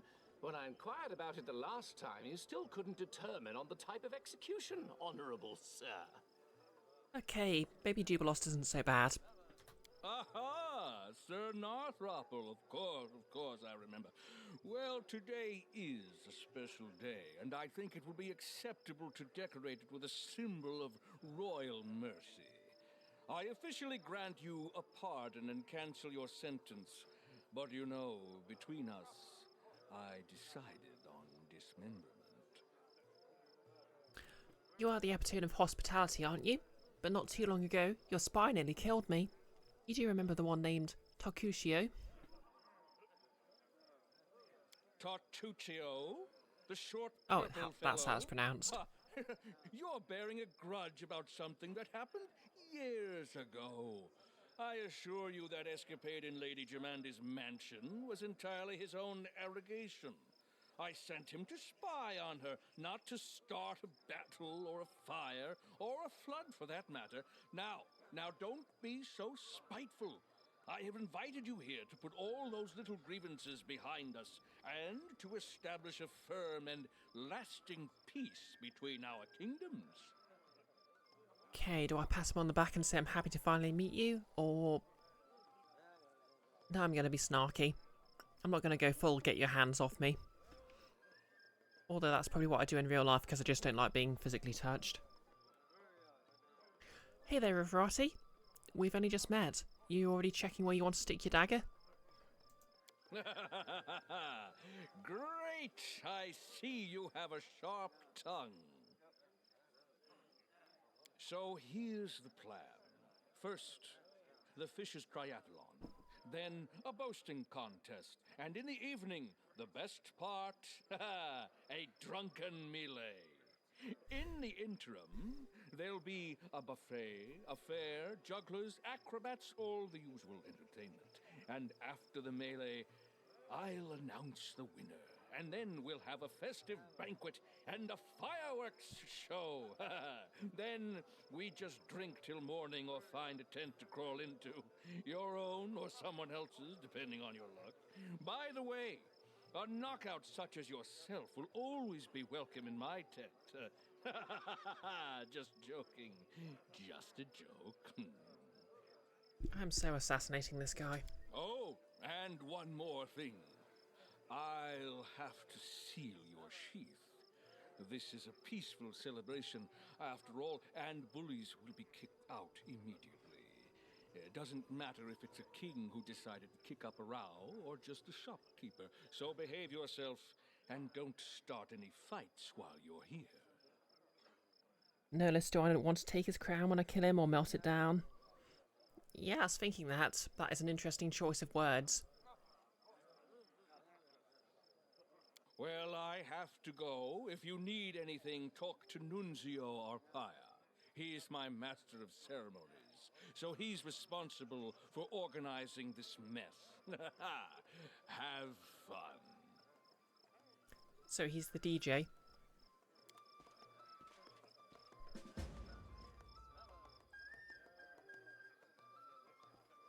Hey Pitax 1, how's it going? I hope you'll manage to avoid any duels this year.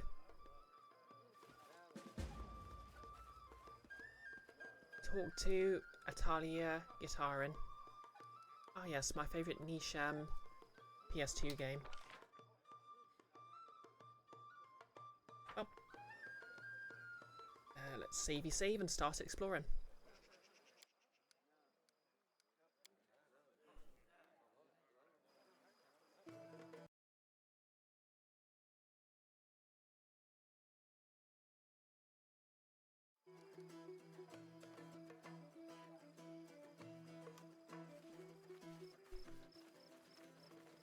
This is my time to shine.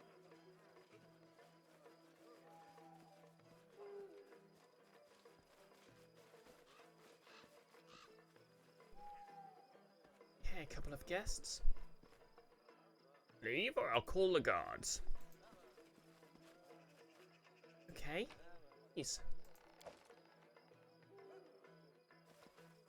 What's their problem? Ooh, trader. Let's sell him my gut stuff.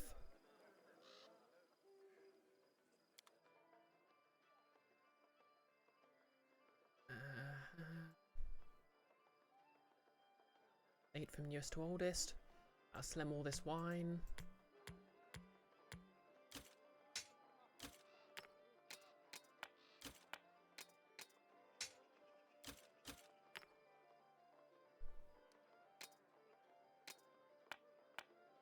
Sure, it's a good thing I found all this,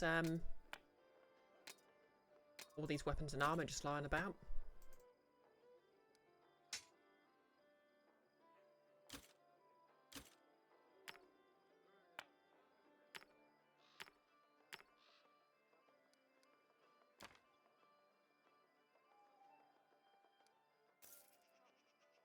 Okay, they have anything good? Dark Forest Spear. This +4 necrotic spear summons a friendly 9th level will-o-wisp for 1d6 rounds when it ends alive. Okay, that is pretty cool.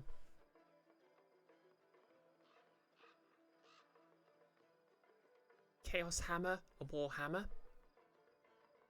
I see what they did there.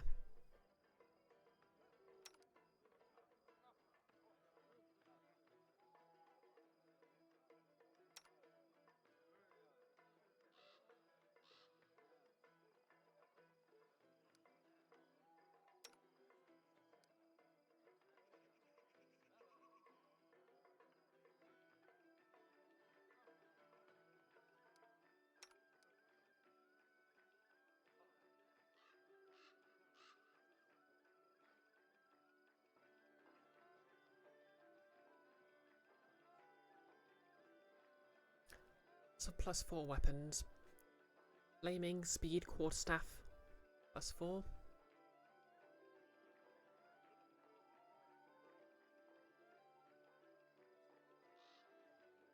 Jolt, schemata, +3 shock schemata.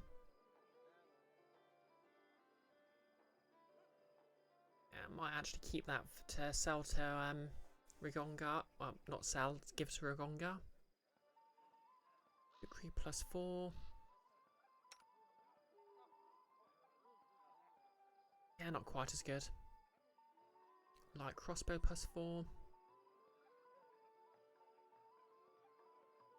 Morning, short spear.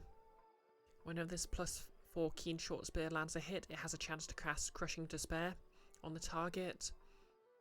Whenever it lands a critical hit, it has a chance to cast Finger of Death. Okay, that is very cool.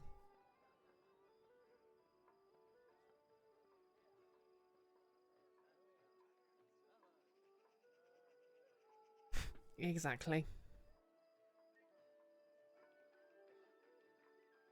Max Sting had to step away for playing with the kid. You're back. Not sure what you missed. There's always VODs. Not too much. Just a battle with some random cultists and a very annoying king. Who well, it's been sort of heavily foreshadowed that he's going to be a villain of some sort, so we'll see what happens. Exactly, Nihilus. King F-Face said hi. He's jolly for an arsehole. And we're here for the duration of the party, though, so we're raiding the fridge. Oh, yep, and the king did pardon Jubilost. Yeah, there was a whole thing earlier where it was Jubilost was basically going to be executed because he actually just like traveling. Basically, his thing is traveling the world and being very blasé about the local rulers. Yeah, this is the rushlight tournament, Max Sting. Edict sounds useful. Oh yeah, Edict's a weapon I've already got equipped.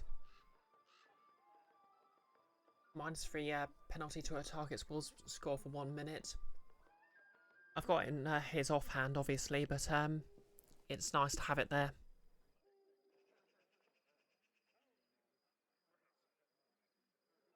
Whimsy, composite shortbow. Whenever this +3 shortbow lands a hit, it has a chance to cast Hideous Laughter on the target. Oh wow. That is broken. +4 buckler.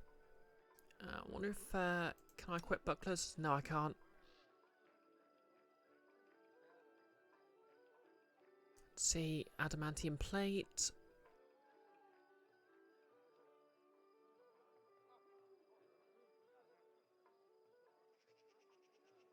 Quite a lot of +4 weapons here.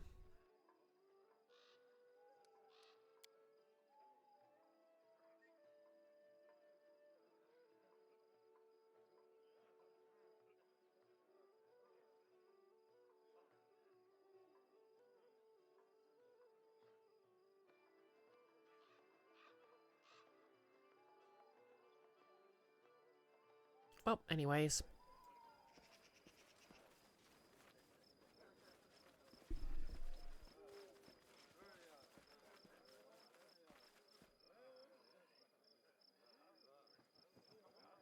Yeah, I guess this is, well, I think, I keep forgetting if this is chapter 5 or 6, but...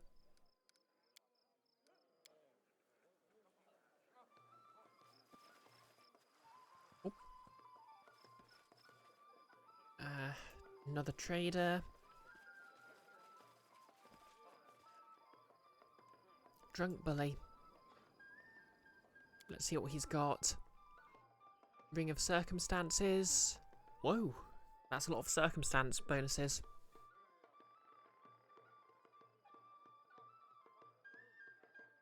The ring of this wearer of this ring can, after resting while wearing it, activate up to 4 abilities from the list below. Removing the ring will immediately remove all bonuses. Okay. Ring of Protection.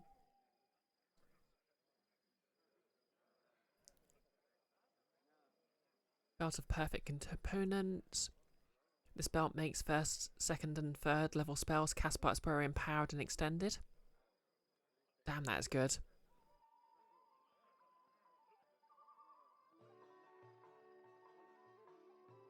Belts of Physical Perfection, +6 to Strength, Dexterity, and Constitution.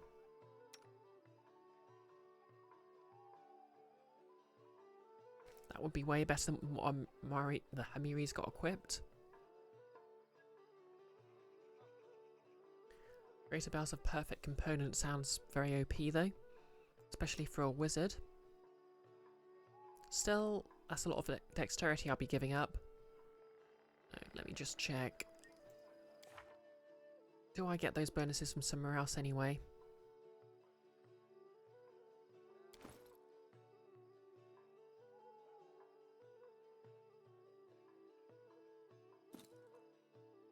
Okay, so I'll be giving up like +3 dexterity.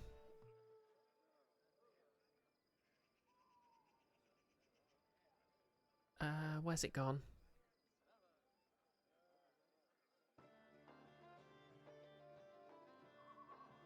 I suppose I could give it to Knock. Yeah, I'll take the spell component belt. Oh yeah, I don't have the money for it anyway. It's a moot point. Okay, Cloak of Resistance. Castigator's Cloak. Okay, can only be used by evil characters. Absolver's Cloak can only be used by good characters.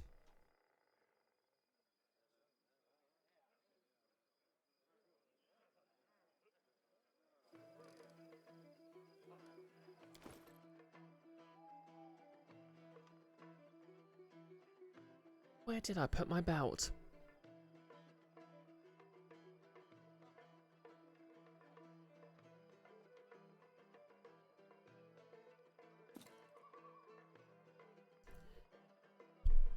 I'm still hoping this ring's gonna come into play.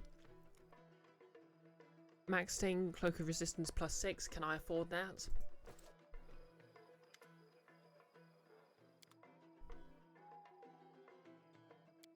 No. I need another 40,000. Yeah, I think the idea here is basically that there's very valuable magical items that I won't be able to really afford yet. Okay, Drunk Bully. Oh, it's starting. Ow!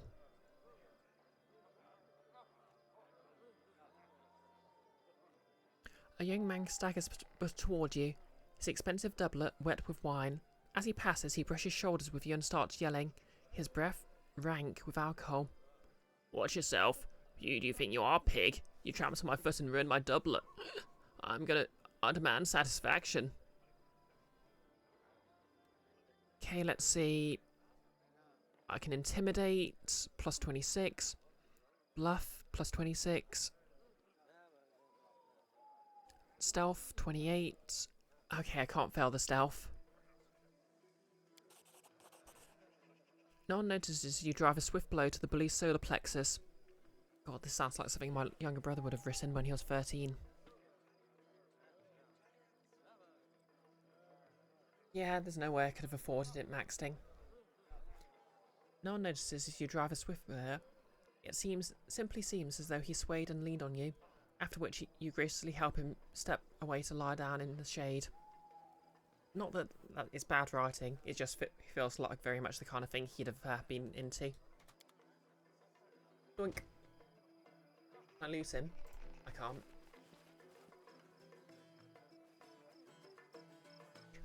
I have a feeling is this going to be like Chrono Trigger, where all my actions are going to have consequences later.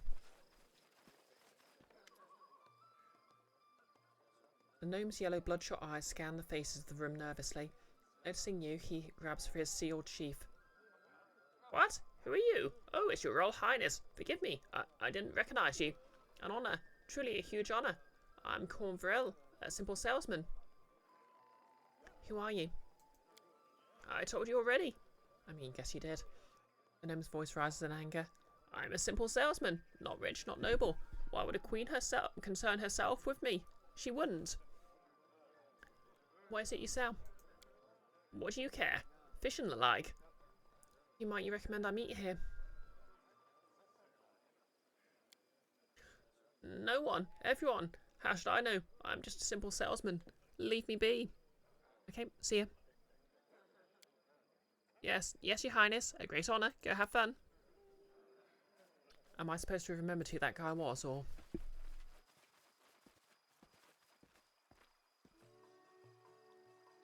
No less, that bully would have helped me fight a boss later. Ah, oh well.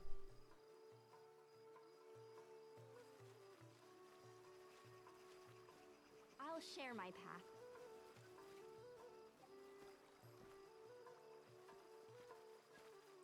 Wait, is that a joke, Nolus, or is that actually true?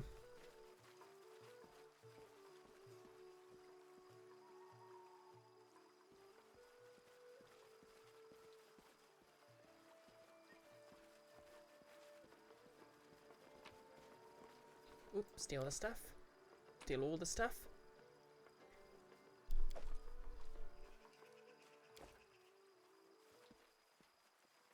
A goblin merchant. Ah, adventures! Look at my offers. New wares in a new bag. All new, all bestes. Only be old. Can't be any bester. Ha! Look at this pitiful stuff. Not much choice for a hero to buy, eh? Knock eyes the trader's goods with an obvious greed, though he still manages to turn around with feigned disdain. Show me your wares. Okay, what have we got? Ever-burning torch. Always handy. Fearsome mace of twerk. A brilliant example of famed goblin weapon smithing. Let's be fair, it is masterwork. Okay, camping supplies. Ooh, Peridots. The best of the crystal gems.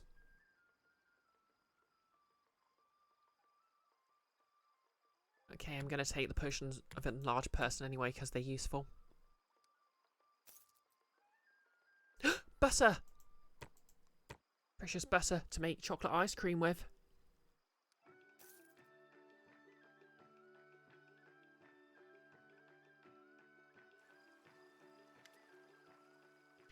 What are you doing here? You know, no sellers, where fair be. No one be calling us. We come where the buying is. We be professional traders. Okay, see you then.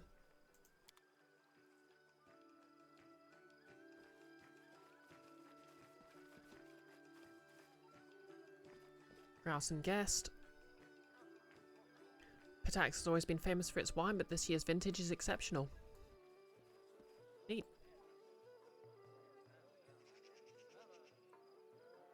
Notice you're trying to reference Resident Evil 4. Oh, fair.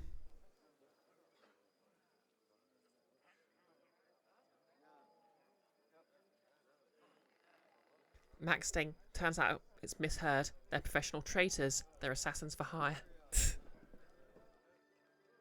I mean, to be fair, they're not, by definition, an assassin can't be a professional traitor because they're never on the side of the person they're gonna assassinate.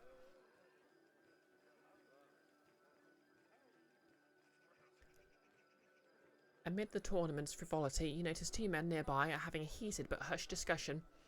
One wears flashy clothing fit for an entertainer, whereas the other wears the steel armour and red cloak of Pitax's guard. It's difficult to hear what they're saying. Perception, 36, eavesdrop from a distance. Okay, we've got 21 on that. Or I can just stealth. Creep closer to listen to what they're saying. Although the two huddle near one another, their voices only occasionally rising above the ambient laughter and music, you're able to overhear the rest of their conversation. The guard sternly charged the entertainer. I don't know quite what it is you're up to, Imar. But I know that look. You're planning something dangerous. This isn't the time. You know, he's become harsher about... Look around you, Tuluan, Emir interjects. This celebration is more than blood and sport to cover the ongoing troubles, and we've both helped shepherd it along. This isn't the future we had planned for us, but it's the one the fates have dealt. Can we really stand by? He begins to raise his hand and strike a pose as if preparing to make a bold declaration. The guard's hand intercepts Emar's arm, firmly preventing the entertainer from making a scene. You know how harsh justice is these days. I've seen it with my own eyes, and it will crush me to see noble intentions harming good people, especially like you. I appreciate those feelings, I do. Emar gently removes Tolwyn's hand from his arm. But what Pitax needs right now is action, and I intend to act. Okay, strong alias energy here. The entertainer looks up, spots you and smiles as Tolwyn frowns and sadly walks away. It's a rare day that life emulates screenplays, Your Highness. Could it be that the heroes have arrived in the people's time of need? He barely opened his mouth before he made my teeth itch, with all his treacle and nonsense. Oh, heroism. That's exactly what we do. See that symbol on his clothing? That marks him as a member of the Red Crescent Theatre in Pitax, a fellow artist. She eagerly extracts her journal. Imagine the stories we could write together. What seems to be the problem? I first arrived here 5 years ago, answering King Ivrati's call for artists and actors to make Pitax a new crucible for the arts. Admittedly, the king dedicated plenty of money to building new theatres and schools. Art only thrives, though, when there are visitors and patrons to pay for it. Emir sidles closer, lowering his voice. And that's where Ivrati has failed. The Pitax River is our lifeline, connecting us to the outside world. River pirates know it, and they prey upon incoming travellers. You might think the king would thwart these pirates and defend his people, but no. He's only sent escorts to check the key shipments, leaving everyone else to the pirates' depredations. This tournament, it hides how we suffer from the king's inaction. Now, when the king's soldiers cannot or will not vanquish the villains, what happens in the stories? He winks and gestures knowingly. That's right, the heroes step in. Numerous victims have told me of the attacks, and I've pieced together the approximate location of the pirates' camp. If you can ambush and defeat them, traffic will flow, commerce will thrive, and you'll command the adoration of the boatmen, dog workers, artists, and more. Naturally, I'm prepared to write a play dramatising your exploits. What do you say? Another of my characters gets a play written about them, I guess. Yeah, do I ask questions? I'll ask questions. The wisest protagonist always has questions. What do you like to know? How many pirates are out there? It varies by the report. The camp could have a few dozen, so you might try to take them by surprise. Why hasn't the king acted against the pirates? That's unclear. It might be a lack of soldiers, or perhaps it's a lack of will. Leaving the pirates alone might also undercut political or economic enemies in some way, but at what cost? Is there a reward? Emar laughs nervously. The term starving artist was fairly common in Taldor. Perhaps you haven't heard it before. I do not have much wealth, but I can help you win the people's adoration.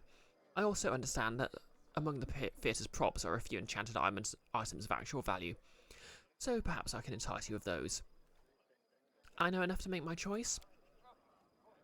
I am always ready to thwart river pirates. I accept. Emir grins eagerly. Then it's settled. I'll write down the directions real quick, and when you're done, you meet me in Pitax so I can hear your account. No doubt the magistrate will be pleased to stop getting piracy complaints too. He draws a roll of parchment from a scroll tube. I hope you'll arrive in time to see my latest production. Speaking of which, I'm already late to oversee its rehearsal. Now that's more like it. Let's go crash those pirates. And we better not waste time here. I don't like Pitax or its people. Everyone's trying to cheat you, swindle you, or drag you into some other cunning scumbaggery. No less I can get in with the gondoliers. Consider this a little preview. Enjoy hunting. Item received. Tearful are the skies. Excerpt. Interior of the castle's hall. Night. The fat duke paces and frets, looking with concern towards a window. A crowd jeers outside. Fool sits upon the floor and watches Duke with concern. Fool opens his mouth to speak consoling words, but then recoils when the Duke looks at the Fool irritably. Duke. Rage, hatred, wrath, and spite they shout below. What villain must I be to earn such ire? Fool, your grace, protest this humble fool, I swear. The folk, they praise your acts without levity, for yours not your deeds that draw eyes their tears, nay, you honour them with bright confetti. Why ask your grace, whose policy they loathe? What name, O Duke, that king? Duke, aha! Send word to my finest knight, with blade like blazing, justice so burning with red righteousness. Okay, I can't be bothered to read all that. Oh yeah, Lindsay had a side quest around here, didn't she?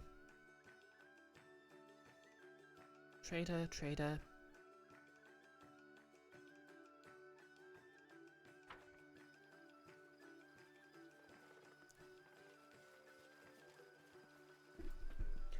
Who am I supposed to talk to?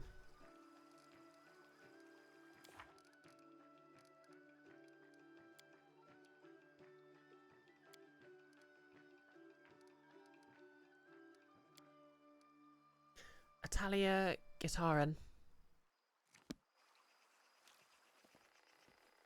Okay, dock worker, dock worker. Walsh Cleverway, what a name. Several concerned dock workers crowd around us finely dressed half-elf who listen to the workers with imperious dignity. So we've been telling you, Judge, this is the first shipment in 2 months they've stolen from us. Can't keep that up. Doesn't matter how good the last year's business has been. No cargo means no pay, and no pay means no new shipments. We asked you about the fest before, and nothing's changed. Where's the King's justice, Your Honour? The half-elf patiently motions for silence. It is true that the pirates have taken route along the Pitax River and attacked several shipments heading upriver. The King has... He pauses, noticing you for the first time. He adjusts his posture to stand taller and straightens his sash of office before continuing. King Ivarotti shall address the problem soon. However, he will hear no formal complaints until after the rushlight tournament. In the meantime, he advises that travellers downriver take care around Littletown. Until then, partake in the festivities and the King's generosity. If anyone has further questions or concerns, I am at your disposal. The gathered workers grumble and disperse, barely mollified by this response. A bright sash cuts across the man's chest, identifying as a magistrate of Pitax. He makes a shallow bow while keeping his head inclined upwards, as if being polite while also conveying his superiority. May the King's Law guide you at the rushlight tournament today. I'm clearly addressing someone important, but I don't believe we've met. The half-elf motions to a sash. I am the Honourable Walsh Kelvoway, Magistrate of Pitax, Judge of the People's Concerns and Executor of the King's Justice. I have heard you talking about stolen shipments. Is there a problem? Oh yes, that. He sets his teeth into a practised smile, though his teeth barely briefly grind together. An outbreak of river piracy has caused some consternation among the citizens. Simply avoid or exercise caution near Littletown in the meantime.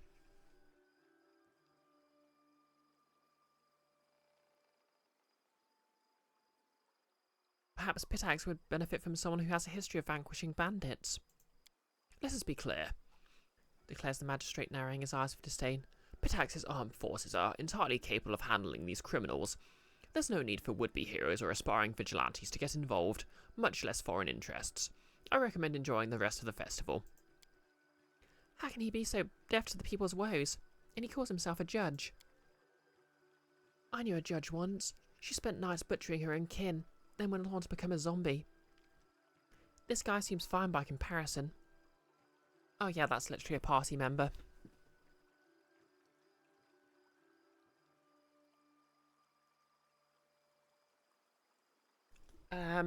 If I recall correctly, the Blades crew do still have a boat because insurance fraud. And to be fair, I don't think Cray still has the Pedalo, because it was an asset acquired temporarily. Pitax Warden.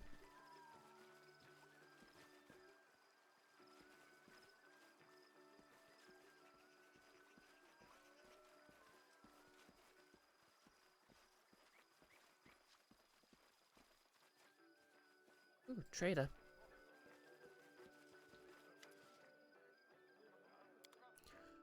Okay, we've got a bunch of okay,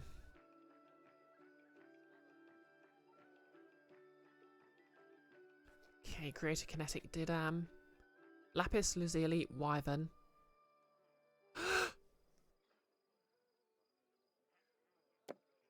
Want just summon a friend. Also, Steven Universe has really poisoned my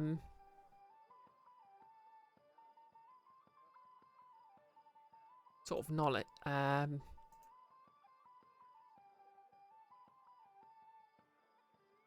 Okay, Scroll of Dragonkind. Tempted to buy that just so I can learn it.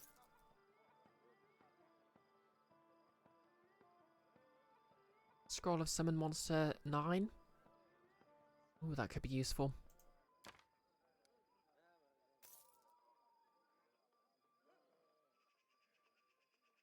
Scroll of Umbral Strike.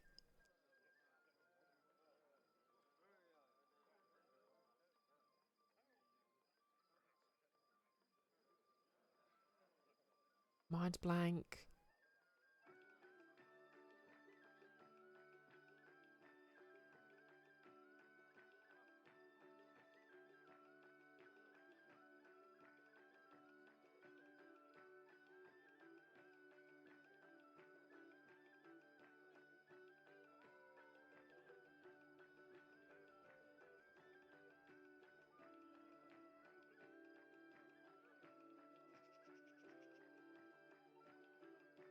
Okay.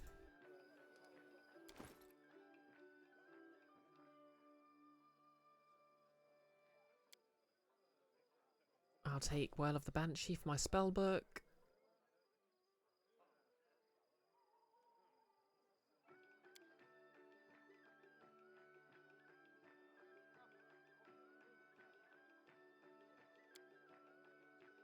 Oh yeah, where's the dragon one? Yes! Spellbook, spellbook.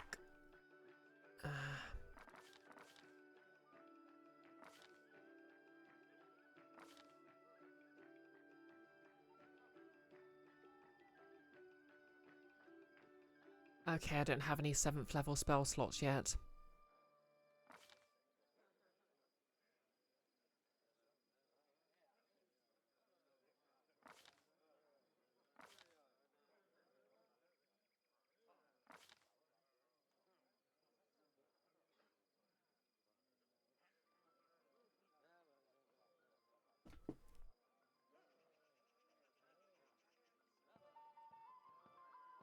Max Sting. Lapis Lazuli Giant Woman. Summons the Giant Woman.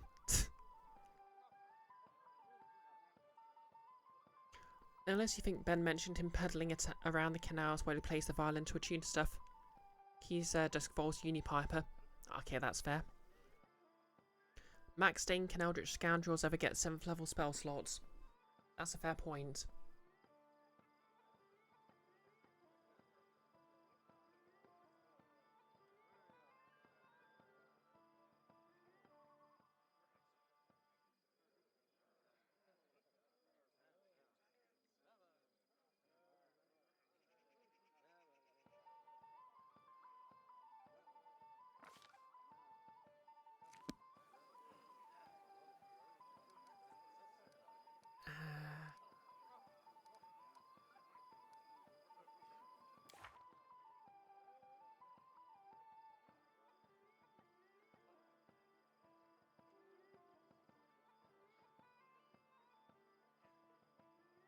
Spellcasting, spellcasting.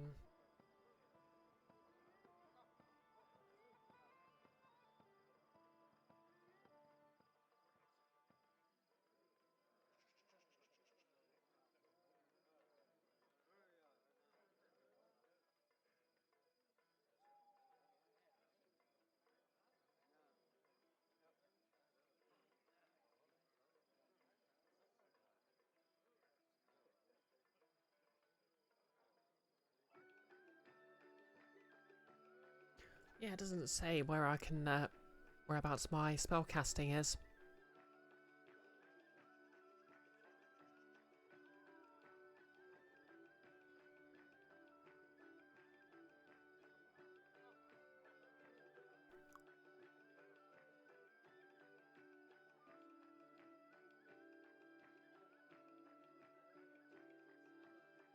Oh, here we are.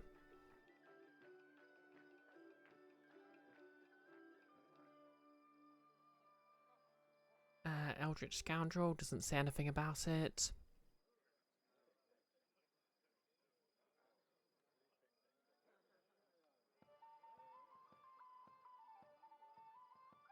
Yes!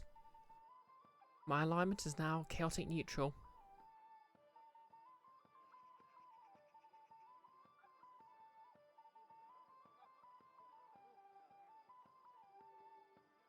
No wait, still chaotic good. Yeah, I'm not sure how to check.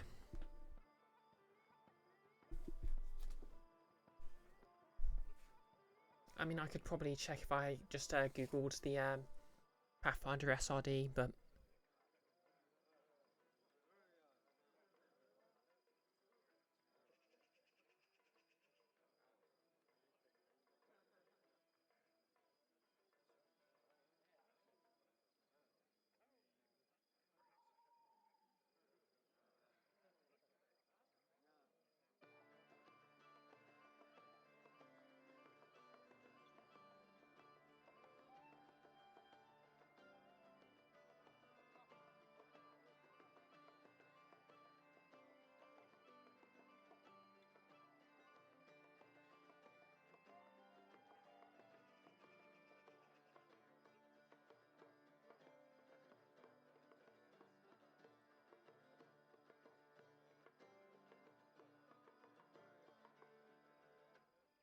Oh yeah, that's the point. Might as well ask him if he's got any scrolls that are level 6 so I could use those. Okay, level 7. 7, 9, 9, 9, 8, 9, 8, 7.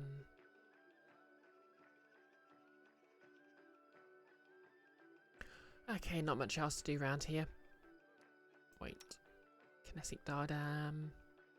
Ooh, this is useful. Very useful.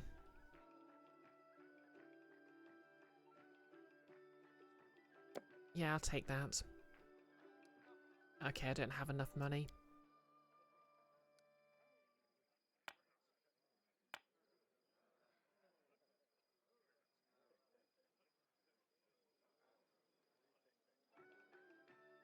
Okay, I need another 2,000.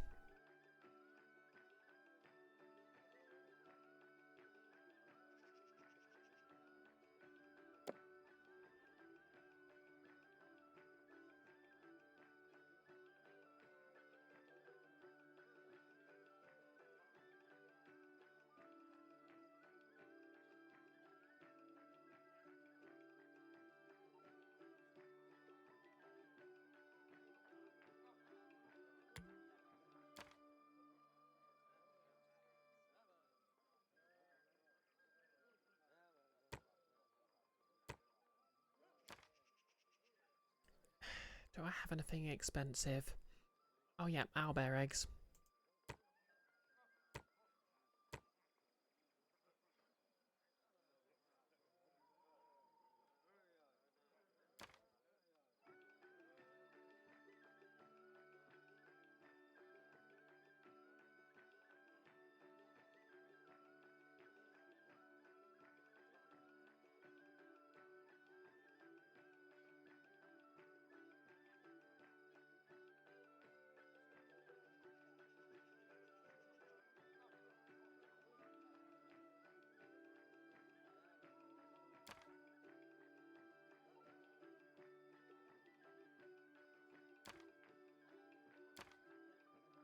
Nearly.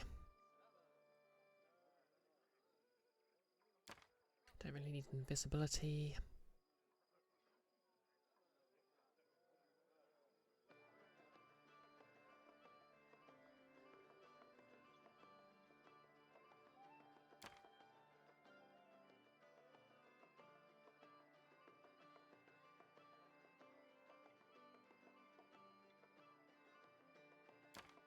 Okay.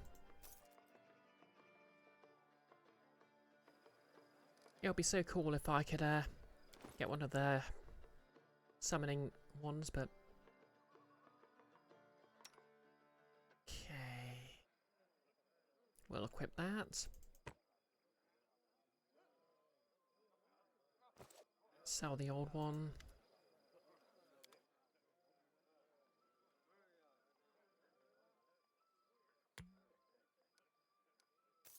Yep, I'm broke now.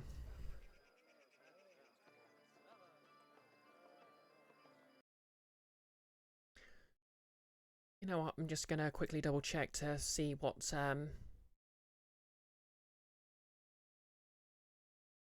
level Eldritch Scoundrel. Rich.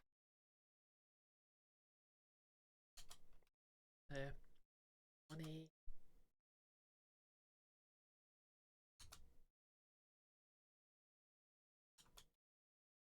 Spell levels.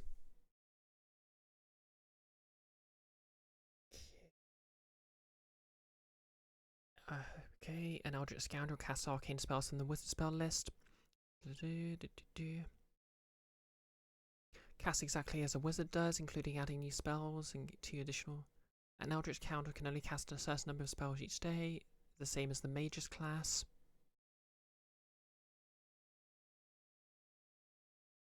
Okay, so Eldritch Scoundrels cast spells at the same level as the Mage's class, and... oh, yeah, I don't get anything higher than 6 of them. That kind of sucks.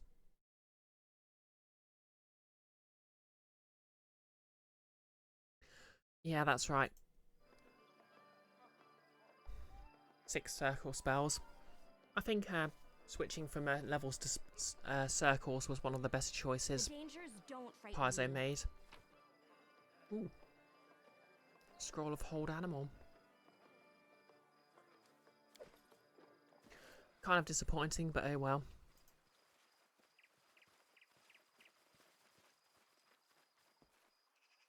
Hey Warden, what's up? Yeah, isn't that the truth? Okay.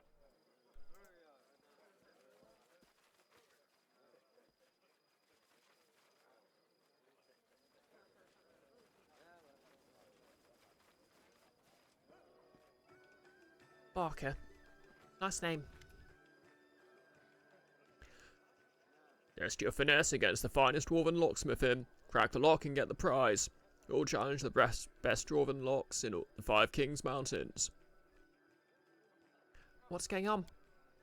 You know your way around a lockpick? Want to show off your skills? We have 3 chests bound with the finest dwarven locks straight from High Helm. One attempt is 500 gold. Open one, you get some of your money back. 2 locks and you get back more than you paid. Open all 3 and you get the grand prize. Okay. Time for a little save skimming, methinks.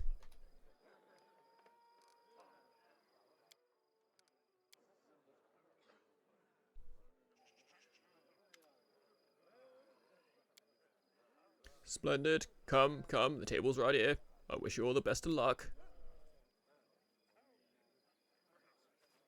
Okay. I did it. I did.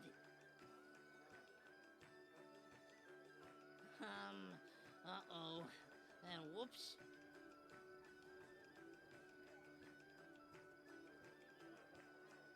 Okay, what's the trickery check? Okay, you rolled a 2. Such nonsense. Maxting, you have to head off. Your brain's misfiring. That's fair enough. Have a good rest then.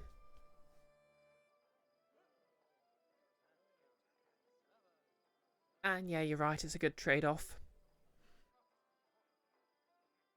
You can be a highly competent rogue with wizard spells and a spellbook.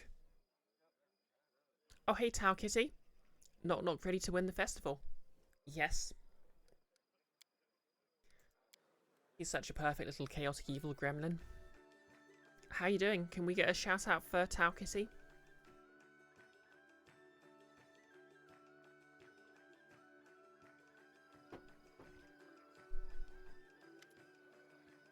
Okay, let's try this again. Okay, knock, didn't fail me this time. Did it without breaking it.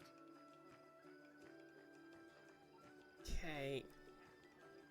So it's a roll of 24 in this one, which I physically could not fail. I did it. I did! Okay, that's more like it. I wonder if the last one's like a 50 or something ridiculous.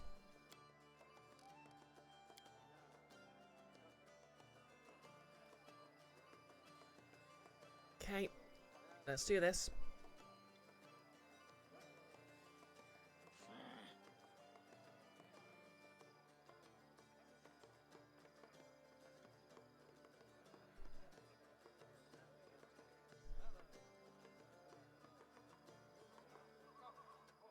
Knock knock hears. With ears. Okay, where's that wand of restoration?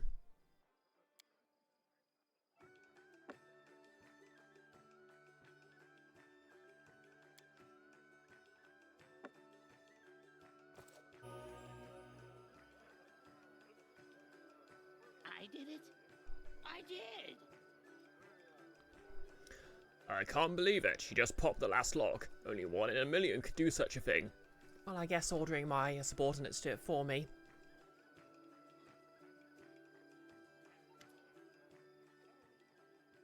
Here comes the Conqueror of Locks, Scourge of Jests herself. Congratulations, it was a splendid victory. Wait, Scorch of Chests? What are you trying to say?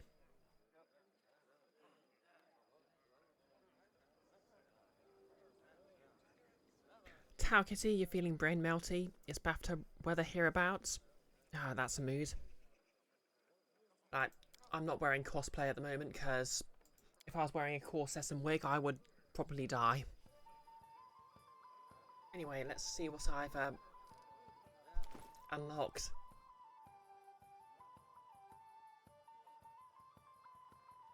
Oh wait, is that literally the item I...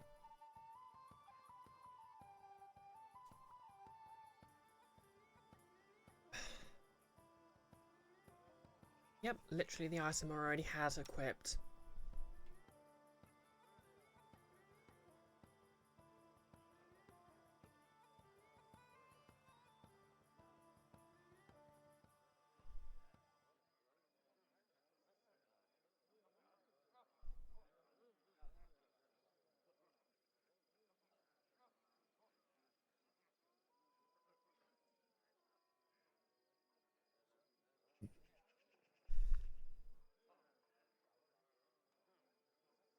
Oh well. I got all my money back and something worth like 2 grand, so in the end I profited.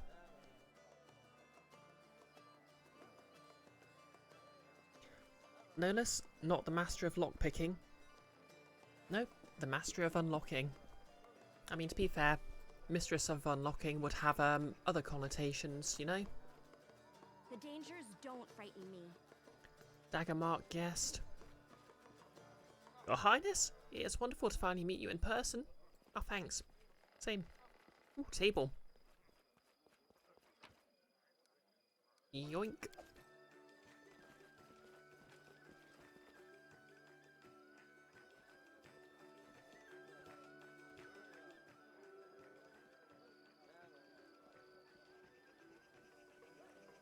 Okay, I've already been here.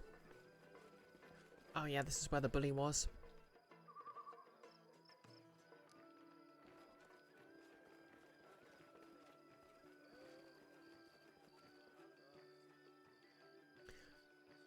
Nihilist, fair enough, you've never played it. Yeah, that's fair. Oh yeah, fun bit of trivia. One of the iconic lines from Resident Evil is itchy tasty. And in Japan, apparently the words for itchy and tasty are homonyms of good and I think horse and yogurt. Wait, no, and rice porridge. So they have a load of memes about itchy rice porridge, itchy horses, and really good rice porridge and the like.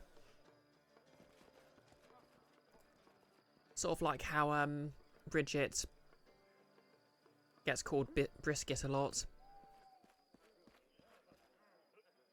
I'll share my path.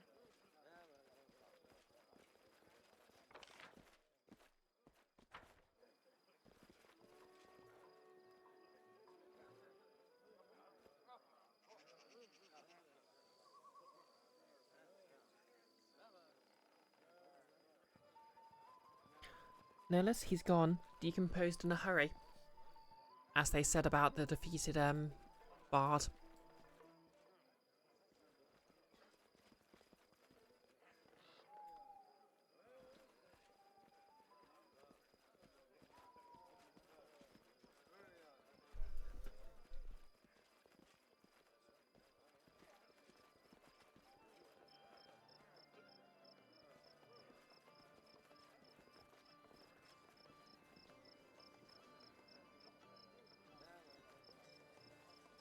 Chest. Did it without breaking it. Chain set shirt +4. Scale mail +1. Ooh, mithril scale mail no less.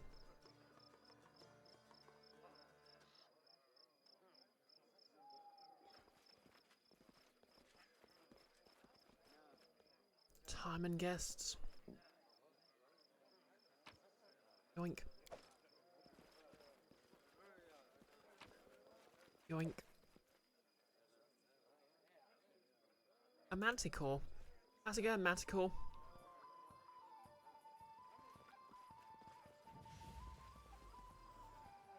Bookmaker. Come, don't be shy. Witness secrets not meant for mortal eyes. An ethereal battle within a vortex of the supernatural. Bets here, place your bets. What's going on? Oh, something special indeed. I wager you've never seen the like. Before your eyes unfolds an epic battle between the two world's greatest spellcasters. Mysteria Dao, the devil tamer of Chilex, versus Zin, the Magistress of the Unpronounceable. Magistress of the Irisen Witches. Who will win? Who will you bet on? What's the rules of your game? You think this is just a game? I wouldn't be so sure. The rules for you are simple enough. No. Choose one of these spellcasters and place your bet. If you guess the winner, you'll double your wager. If you're wrong, the gold is mine. Okay. Let's save scum this.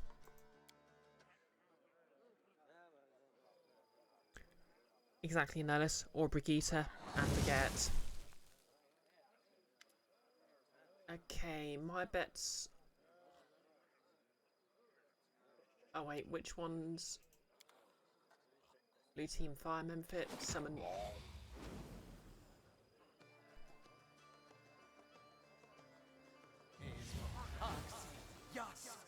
Okay, so they're playing scissors, paper, stone.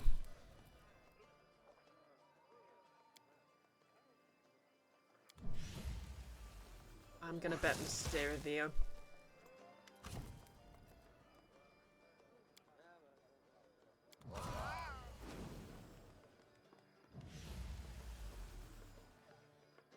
Okay, it resets them.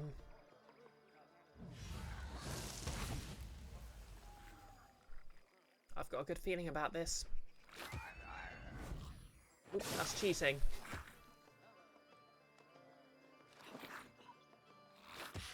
Oh, hit him harder.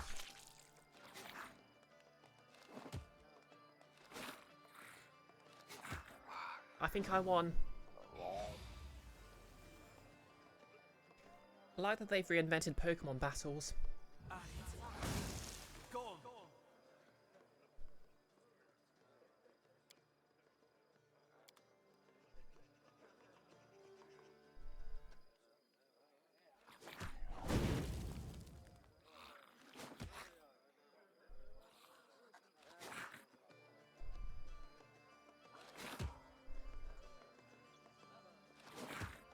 Okay, I got 1000 GP for successfully picking the winner.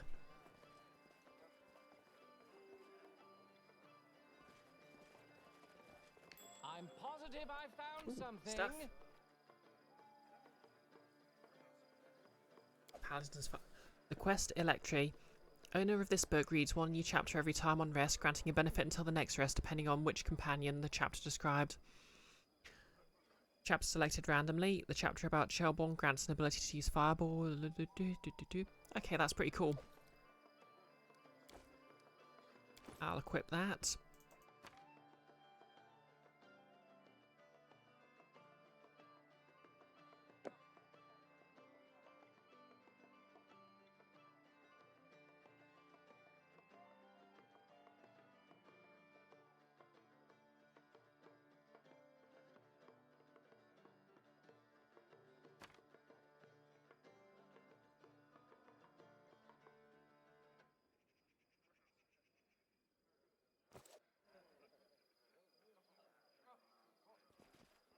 Okay, who's this? Wait. That name feels vaguely familiar.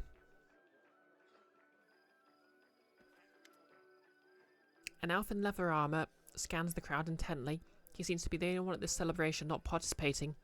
He's also the only one besides the guards whose weapon isn't sealed. Your Highness, welcome to Pitax. Irisei Kelesi, Captain of the City Guard at your service. Okay, fair enough. You don't seem to be enjoying this celebration. This celebration is for you. For the City Guard, it's just another work day. And right now, our work is preventing disruption of the festivities. I thought Pitax was a city without laws. Where do the guards come from? Even pirates and smugglers have laws of a kind, and they need someone to keep their order. The City Guard was created by the trading houses not long after the city was founded. We're paid by the citizens. Not all of them like us, but they understand things are better with us than without us. Notice, does every single NPC here have the option to murder them? Yes. Let's be fair, that's an option in pretty much every settlement. I think the idea is you can just play a chaotic evil character who murder hobos. Iravetti seems to have a tight grip on his power over the city. Oh yes, the trading houses hate him, of course. Well, first and foremost, he has hostages. Second, each of the families is afraid to act alone, but they're incapable of acting together.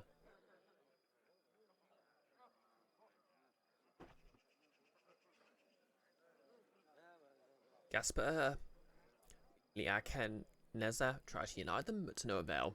And it's probably for the best. Frankly, the last thing we need is combat on the streets. Everotti can be blamed for many things, but at least he took power quickly and without carnage. Now, Everotti's enemies have nothing to do but sit around like High Priest Stray Yarns, praying for Calistria to send her giant holy wasps down to take him away. To be fair, this is a setting where that could actually happen. Sorry, I'm just imagining that scene where Hojo's just whisked away in Final Fantasy VII Remake. He's just like, oh, okay. Guess I'm being abducted by ghosts.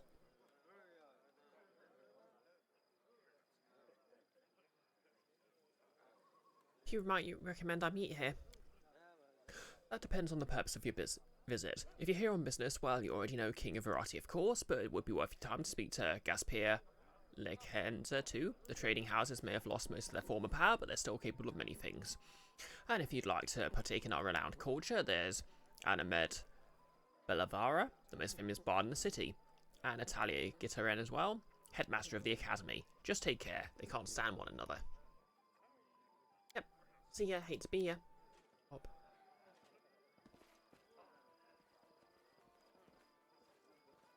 Okay, can't talk to the wizards. Guests. Owlbear. Great. Coffee. Roasted beans, ready to become a delicious drink.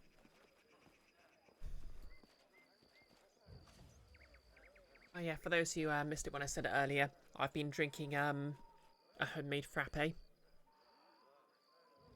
So I've got a shot of coffee, some milk, and some strawberries in there.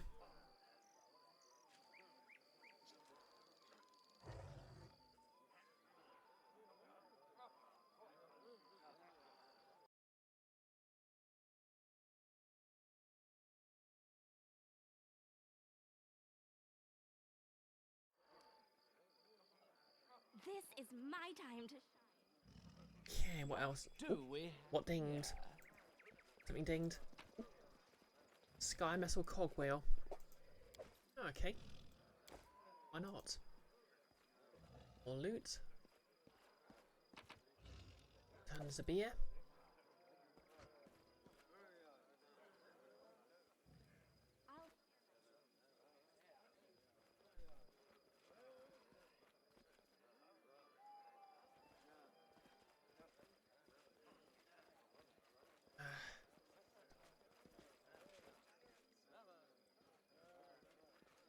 Okay, spectator stands.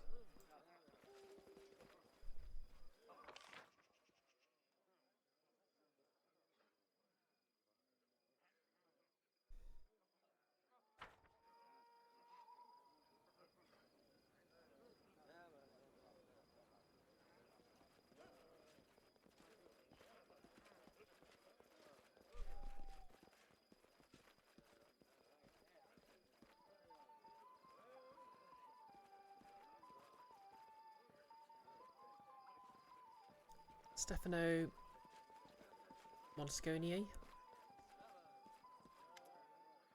Oh, that guy. Since your last encounter, Stefano Mosconi has put on a little weight and his appearance has become more festive. As you approach, a polite smile blooms on his face. Why, if it isn't the Queen Brioche, please allow me to congratulate you on your success. So we meet again, and not on the battlefield. Assuming this tournament isn't a trap. Of course. Of course it's not. It may be hard to believe, but King Iravetti's intentions are quite honest this time, trust me. He'll make a move sooner or later, but for now he's invited you for a chance to see a new rival with his own eyes. I'll let you in on a little secret. He actually thinks very highly of you. Oh, that's kind of nice. Still going to assassinate him. Yeah, this is a guy who threatened to annex my country.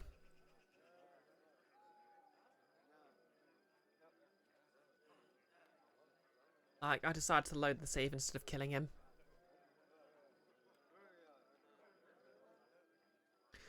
This isn't the first year for the tournament's been held. Why was I just invited this year? I mean no offence when I say this, but both you and your state were frankly inconsequential. Not significant enough for our intention, but your victory at Brivoy's border and your subsequent coronation changed all that. In truth, King Iravetti only invites those he's identified as worthy rivals to the tournament. So if Iravetti considers me a rival, I don't think I'd give him any cause for a feud. The unfortunate reality is that your very existence along the strength your kingdom has acquired is cause enough. What would happen if were you to join with Mivern against Pitax? Or perhaps you might seek to extend your land west and not stop at the border. What if merchants from Brivoy began travelling through your lands, bypassing Pitax entirely? And of course, the most important question. Mosconi's grim turns predatory. Do you sit securely on your throne, or does Pitax stand a chance of expanding east? Now that's real talk we have here. Come on, Honourable Stefano, sing us another of your sweet political songs. At least you're honest with me. I appreciate the warning. Think nothing of it. I have the greatest interest in seeing how events will unfold. Farewell. Until we meet again, and I'm sure we will. You know what, I'm going to switch to the other sister. Like, Kanara's been a bit negative lately.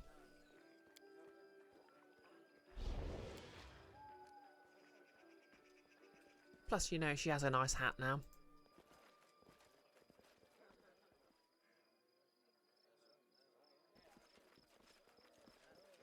Okay, we're at 2 hours 20 minutes.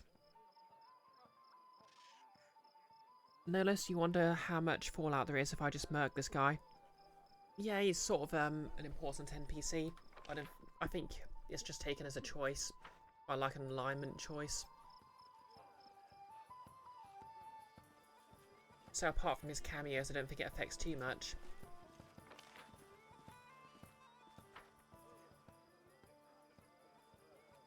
Me see? Me The keep. dangers don't frighten me. Oink.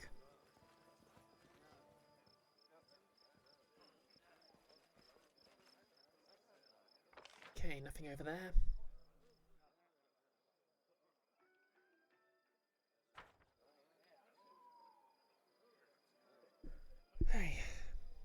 Gonna find the I think I'll find the NPC for Lindsay's quest. And I'll probably call the stream there. Nunzio Apea. Royal Highness, welcome to the Rushlight Tournament. My name is Nunzio Apea. I have the honour of being His Highness King Everati's Master of Ceremonies. You could say the organisation of this tournament rests on my shoulders. If you need anything, I'm at your disposal. Tell me about the Rushlight Tournament. Since starting his reign over Pitax, His Highness King Everati has held this tournament once in several years, inviting guests from high society of nearby kingdoms to attend. Today we have guests from Daggermark, Mivon, Gralton, and Timon. Unfortunately, Bavoy did not honour us with their representative this year. It is entirely possible that recent events in the stressful political climate have put them in less of a festive mood. But we're pleased to have your highness in attendance for the first, and I hope not the last time this year. What events are on schedule? The tournament consists of 3 contests. First, the participants will display their strength and dexterity in the Fish's Triathlon, a tribute to local crafts and trades, so to speak. Then we'll be measuring competitors' wits in the boasting contest.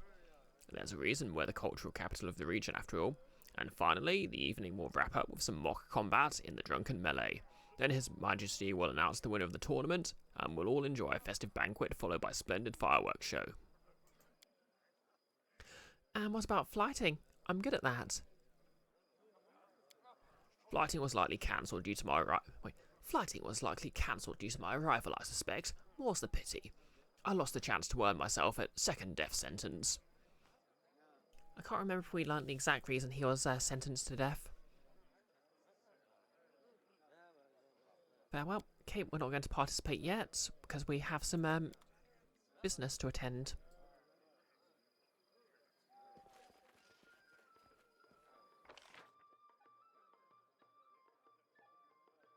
Okay.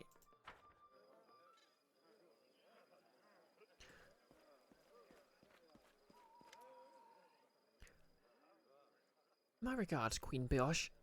Gaspere Liazenza at your service. Tell me about yourself. I'm the head of the Liazenza family and master of what remains of Iron Fox Trade House. Before Everati took the crown, it would have been my family receiving you at our house. Alas, we're simply guests at his celebration now. What caused you to lose influence? It's a dark and sordid story. I swear that I give my life to learn the full truth of it. Pitax was founded by 4 families and ruled by their 4 trade houses for centuries. We quarrelled from time to time, of course, and probably didn't always change hands peacefully, but none of us would dream of impinging on another family's lawful rights.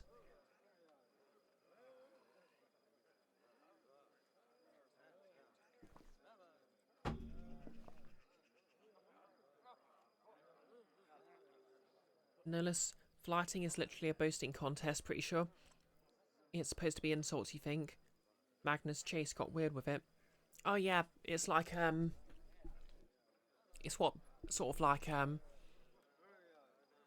Viking skulls used to do with each other. They just sort of, it's basically sort of like a cross between an insult contest and a rap battle. Oh yeah, sorry, no tea ASMR today, I'm afraid. Because I've just got a thermos and nothing to pour it into. Yeah, literally, basically a rap battle. Tradition holds that if a skull had a sufficiently good burn, it would actually curse you. Which is why they were so highly regarded and feared. And then Everati appeared. We underestimated him, thought him nothing more than another adventurer like the thousands of others in the region. He handled matters quickly and chaotically, with assets running through his fingers faster than chips at a card table. His wealth grew rapidly, but he still wasn't a big fish, for a while at least. He invited representatives from all trade houses to play cards. No one really knows exactly what happens, but by morning he owned most of their assets, including the crown. They suspected a rigged game and sent representatives from the families to discuss the matter with him, and then a wave of disappearances rolled across the city. My brothers, the former kings of Pitax, disappeared, along with many other honourable people, and Everati made it clear that the lives of his hostages would depend on our obedience. He was king, and our wealth and power lay in ruins. What if he's just bluffing? Oh wait, no. Maybe Nerissa disappeared before him. Kalike. So, this bright celebration is designed to veil the despair of the king's victims. How naive I was when I praised its merriment. You have my sympathies, Honourable Gaspar. I'd lose my mind if someone took my kin hostage. Like, your sister is literally hostage. And so are you. That's your whole deal. The citizens of Pitac seem to love Iverati. So would seem, wouldn't it? Yet, appearances can be deceiving. Yes, he's made many rich and happy, but there are many more lives that he's dragged through the mud for his own endless celebration. Trust me, there are many who'd gladly put an end to his rule, but the king has so many spies that everyone's afraid to even discuss it. Ask the head of his precious academy, Atalia Gitaran, what she thinks, or maybe High Priest Dre Yarnes. You'll see their mouths shut tighter than an oyster's shell. Who might you recommend I meet here? I do best to tell you who you should avoid. There's a gloomy, sickly-looking gnome wandering about. Khan Viril, chief of the so-called Thieves' Guild. He's Ivereti's primary business partner, and they understand the word business quite broadly. You said the so-called Thieves' Guild? What is it that he really does? Certainly not picking pockets. The fellow came from Numeria. Exactly, Nellis. He won the kingdom in a card game. Shortly after Iverati started his reign, I won't lie, the Pitaxian trade houses occasionally made some questionable deals. Before Iverati, those like Viril were driven from the city fast, you can say. First dose is free. The man's a drug pusher. He sells the blood rush extract. They say it enhances all senses extraordinary and evokes vivid visions, but also affects minds and could be toxic in repeated doses. I saw those who overuse it. They could not put 3 words together. Because of Viril, half the city's youth is in on his trash. And Iverati's pleased as punch about it. The more time the citizens spend in altered states, the fewer questions they ask. The gnome also uses his own product. It affects both the body and the mind. He fears his own shadow, seeing deception and trickery everywhere. Those who deal with him hope for fabulous profits, but they more often than not end up in the bottom of a river. Okay, farewell. Maybe we should go speak to this gnome again.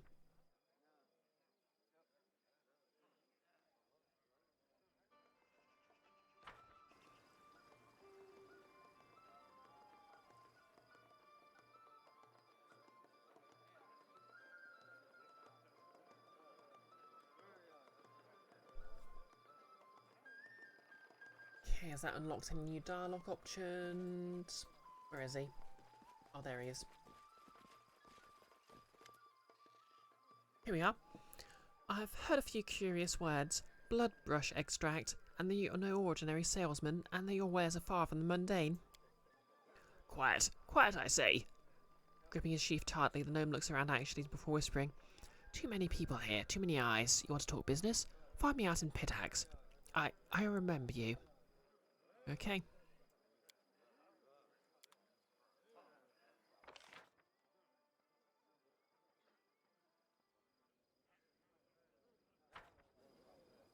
There's loot here. And who am I not to open it?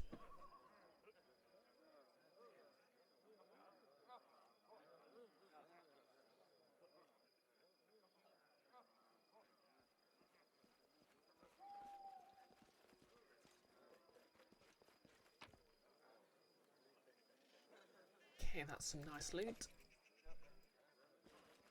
Just guessed.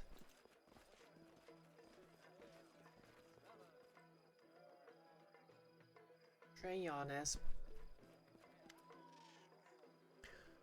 Oh, a new face at the celebration. Pleased to meet you. Dreyanis, High Priest of Callistra, at your disposal. Do many Pitaxians worship Callistra? Callistria?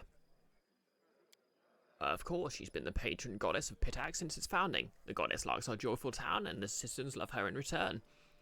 If you visit Pitax, you would surely enjoy the proud spikes of her cathedral, the most beautiful building in the city. Who might you recommend I meet here? There are many prominent people here as usual. My first recommendation would be Maestro and a maid. Many would give their lives in exchange for words of her. She's Pitax's best singer, and the finest of its women. Diplomacy 28, I hear you're not exactly happy with Viroti's reign. I only need a 4 to get this.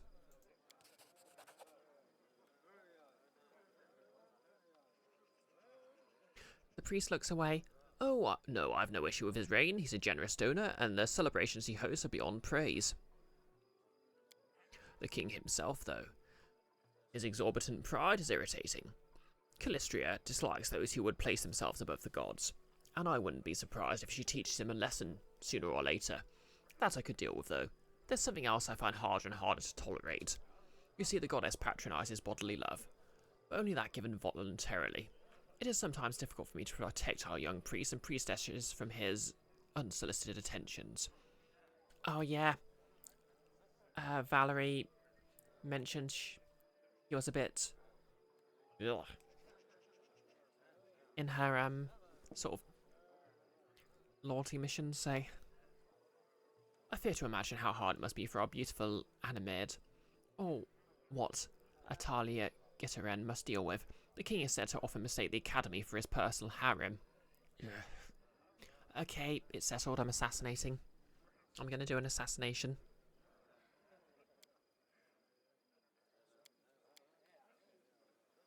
Oh, see ya.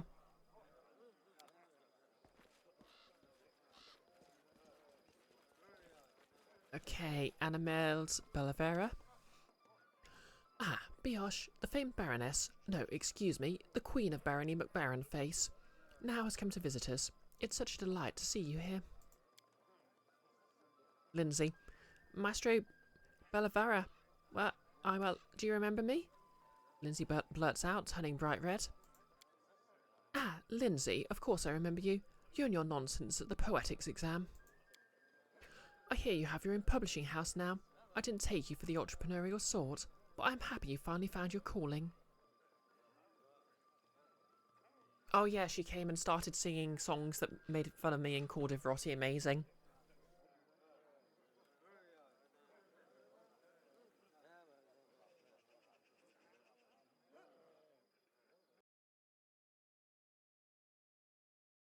Oh, I'm being raided.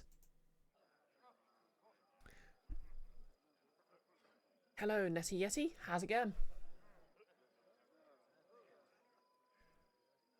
Hey, do Muffin. Melon raid. Can we get a shout out for Nettie?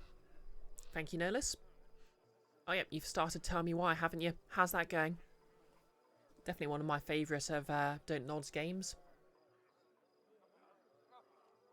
I mean, biased because it has a trans protagonist in it, but, you know. Oh yeah, for those who don't know me, I'm BisectedBrioche, she, her, or Fae Fear. I'm a trans woman streamer. I do playthroughs of single-player games and occasionally I cosplay. Not today because it's very warm, so I'd probably die if I wore my wig and corset. My tiefling in this game. Nettie, it's been interesting so far. You just finished the first episode. Excellent. I don't really enjoy the sort of choose which story is the correct one mechanic. Compared to, say, Life is Stream's time travel mechanics, but it's still an interesting way to do it. Muffin, are there any melons in this game? Yes. Melons are items you can use. You can even cook them into food. Nettie, it's been warm where you are too. 31 degrees C. Yep, here it's, to be fair, it's gone down to 23 degrees. But that is, now that it's gone dark. Oh, luckily, well, we've got storms and rain forecast, so it's probably going to cool a bit more. Hopefully I'll be back to, you know, cosplaying on Wednesday.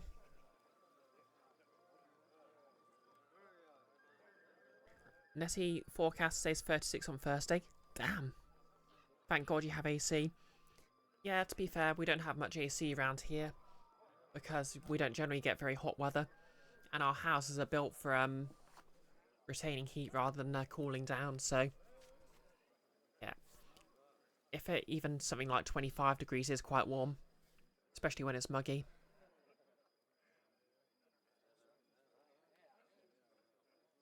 Although, to be fair, my day job is air conditioned, so that's quite nice, even if it makes my mouth quite dry.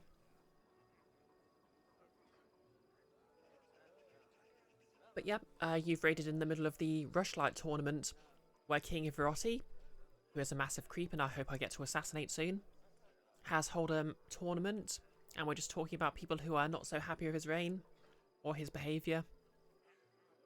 And this is actually the basically the party's bard was kicked out of school, and this is the headmistress of said bard school. So this is basically a loyalty mission side quest.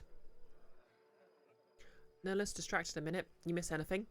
Yep, just Letty's raid really. Although I assume you noticed that since you did the shout out for her.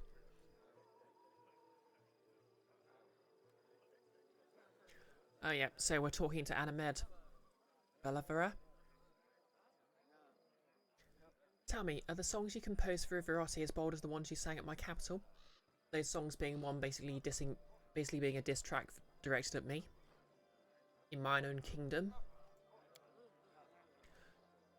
Have my humble verses offended you so that you still recall their sting? Please, your highness, it doesn't behoove a person of your standing to take umbrage against a petty bard.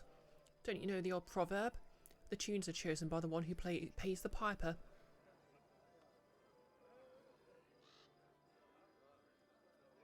Nurlus, you had one eye on the screen. Fair enough. Tell me about yourself. You could have easily asked any of my admirers who Anamed Belavera is. That'd be about 3/4 of Pitax. And the rest are my haters. You don't get to be the best among a city of poets and musicians without gathering a few enemies along the way. But why should I concern myself with hacks and sore heads? What can you tell me about King Ivaretti? Anamed's face darkens for a moment, but she quickly regains her sweet smile. Love him or hate him, you can't deny he's a great man. Pitax was a boring place before him. Only pirates, fences and other scum did any business with the area. But then King Ivarotti came and turned it into the cultural capital of the region.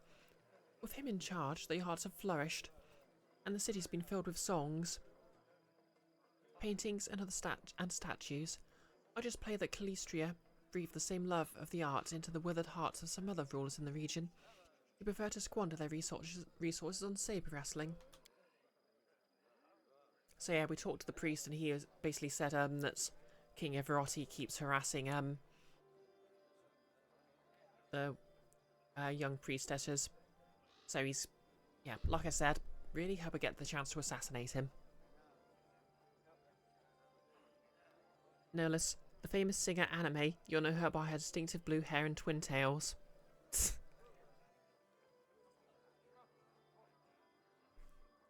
Some may say that King Ivarotti doesn't have a taste for art.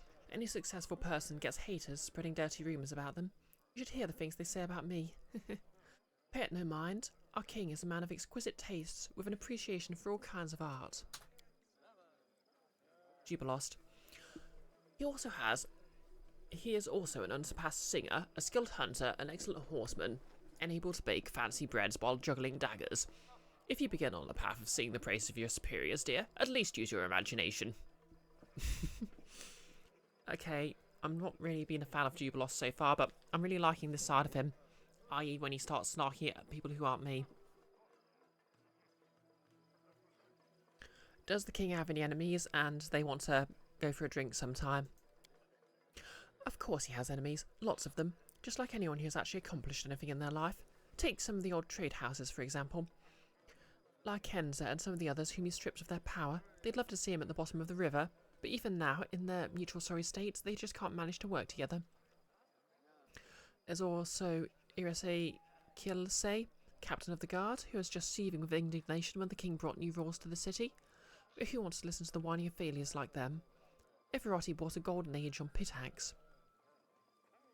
I've heard King Ivarotti can be too persistent in his flirtations.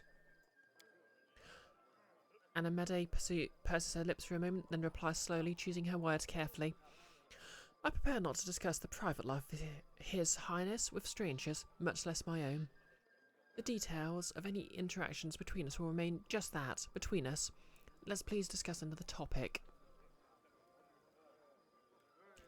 Tell me about the rushlight tournament. Our beloved king has run this tournament once in several years since he took the throne. Guests from all over the river kingdoms come for it, from Daggermark to Mivan. It's a pity Roy didn't honour any representatives this year.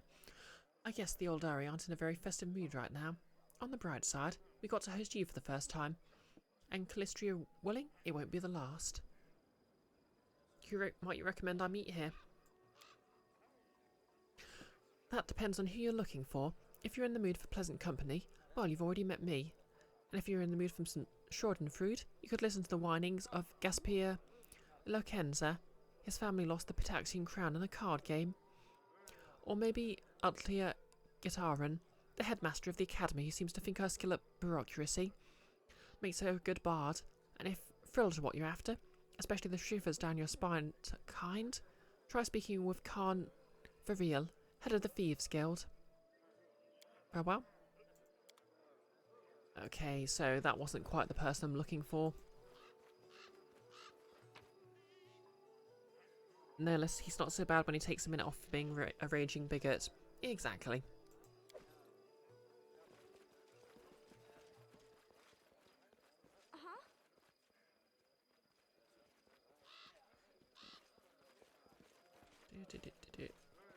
Here we are. Greetings, Your Highness. I'm Altiria Gitaran, the headmaster of the Academy of Grand Arts. Welcome to the tournament. Is this your first time here? I'll be honest, I'm delighted to hear what you've done. With Barony McBaronface, not so long ago, it was little more than a hole in the ground. But you've brought it to real civilization. Bravo. Lindsay has some interesting news for you. Yes, Professor Airbold found refuge in our capital.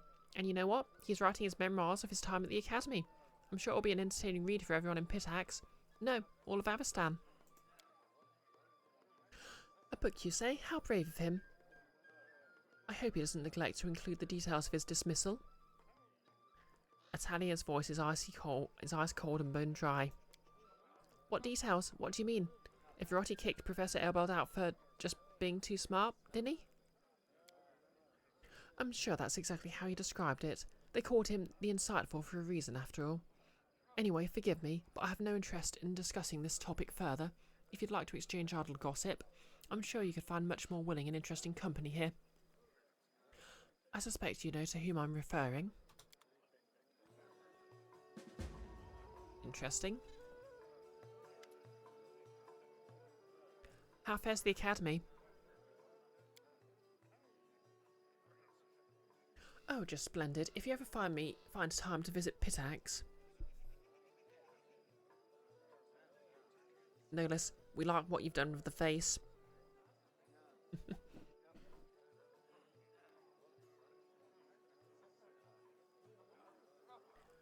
I'd gladly give you a tour. We're currently holding an exhibition of our graduates' works, though it's a pity that... No, it's fine. Believe me, we have plenty of worth coming to see and hear.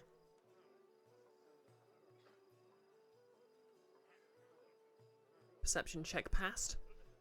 Oh yeah, occasionally this game has hidden checks, so you won't know there's a dialogue option if you fail them. I get the impression that something's upsetting you. Oh no, please don't worry. I'm just disappointed that one of our best students, Trebrecient of Cordelon, couldn't be here today. He could be staying in any capital, but the king chose to send him to some backcountry village called Littletown. Of course, His Highness would never squander talent, so I'm sure we'll hear from Trebrecient again, but still I do worry. I hear you're not exactly thrilled by Everotti's power. Forgive me, Your Highness, but this is defamation. My students and I owe everything you have to King Everotti. If not for him, the Academy of Grand Arts wouldn't even exist. It wouldn't be base ingratitude on my part to engage in a conspiracy against our patron. You must have me confused with Anamade Bellavara. She's always certainly always ready to bite the hand that feeds. Or caress. Who do you recommend I meet here? There are many respectable attendees today. You already know King Everotti, of course. You should be sure to speak with High Priest Dreyanes as well. He is truly a wise and honourable man. If I may give you one piece of advice, beware of Carnvarale. He may be a business partner with the King Everotti himself, but those who deal with him usually find themselves in a bad way. Since he showed up our city, our dear captain of the guard, Ursay Killerse has so much more work than he... Atalia stopped short, covering her mouth. Forgive me, I've probably said too much. What did you mean when you mentioned the circumstances surrounding Erbold the Insightful's dismissal? Forgive me, Your Highness, but I prefer not to discuss the... Okay.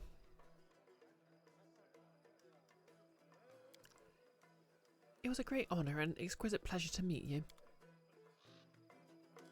Okay. Okay, so I need to go back and talk to...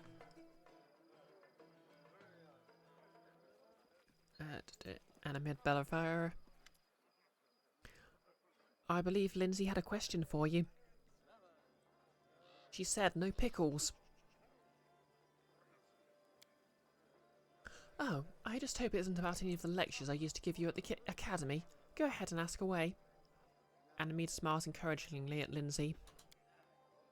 Lindsay turns bright red, takes a deep breath and blurts out, Sorry, but I really need to know the truth. Why did Ivarati kick out Professor Airbold out of the academy? Oh yes, he did move to your kingdom, didn't he? I'm curious how he portrayed his dismissal. I bet it was something like a poem in 6 verses recounting the tale of a tyrant ousting a poor but honest scientist for telling the truth. The reality is much more mundane. Ivarati didn't fire Airbold. Atalia did, and I had to give it to her. This time, unlike most times, she was completely right.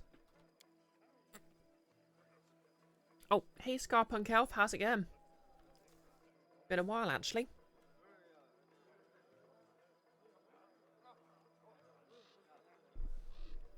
Actually, no, I think I've seen you on Discord. Just have been a while in the chat.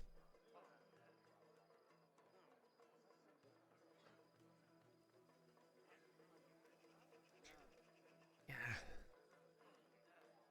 I think when I've done this dialogue tree, I might finish the... I might end the stream at 3 hours, just because I'm just kind of melting and my throat's drying out.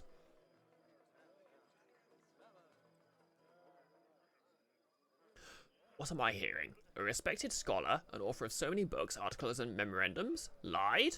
Unbelievable. This can't be.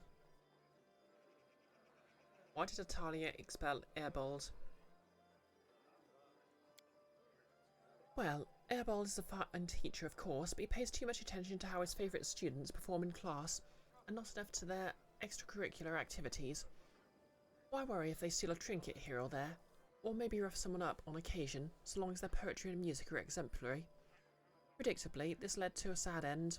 What was supposed to be just another innocent joke from his favourites, a Londi, led to someone's death. It was an accident, certainly.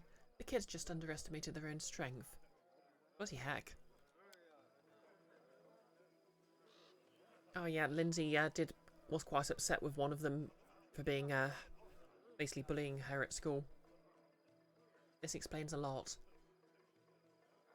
Atalia expelled the lot of them, and as always, Airbold went to stand up for them, but this time he discovered that her patience was not boundless. She blamed him, said that he'd let his troublemakers run wild, so he could get out of the academy along with them. She told him that she wouldn't tolerate any more bullying, even if it's coming from genius students. I understand it's odd to hear won't tolerate from Atalia Gitarin, but that's really what happened. Pale, Lindsay looks at Animed with huge eyes, unable to utter a word.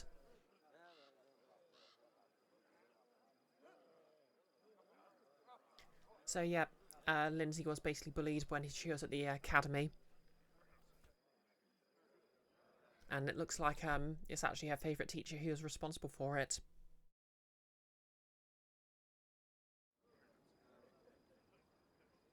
How are you doing, by the way, Scarpunk?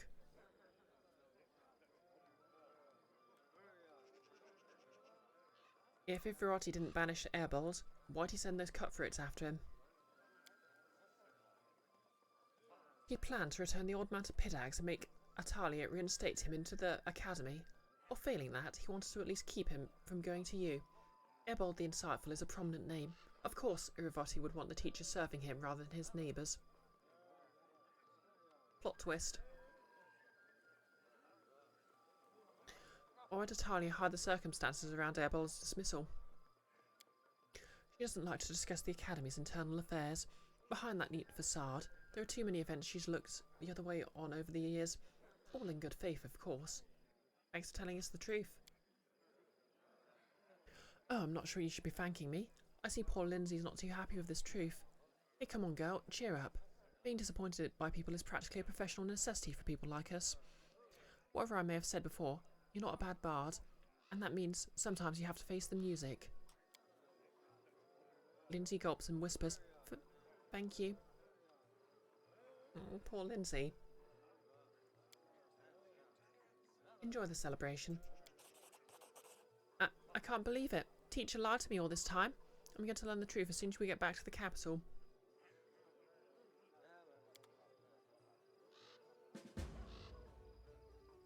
Okay.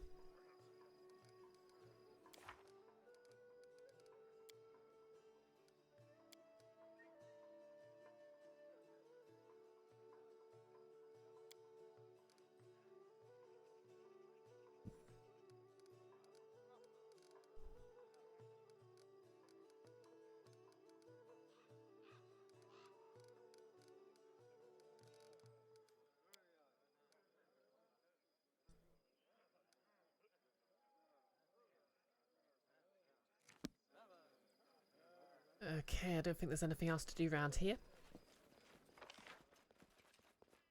But we'll see.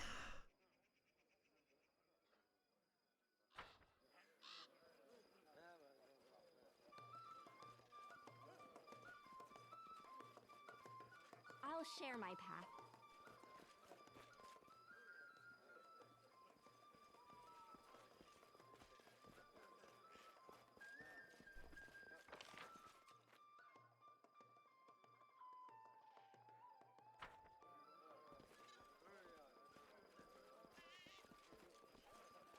Chest. Uh-oh. And whoops. Okay, knock rolled a 2, but no matter. We'll try that again. This is not the way it works.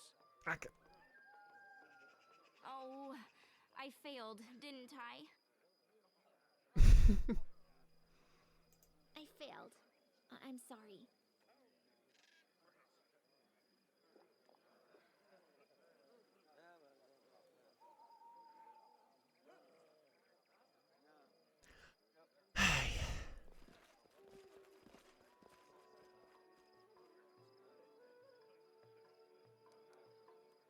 I really should save more often. Could have saved scum that. Oh well.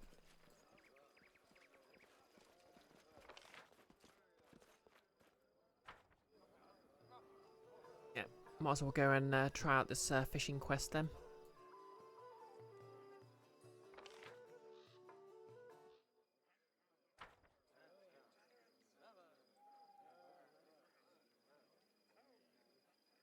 Because I think this is just the meat of what I'm here for.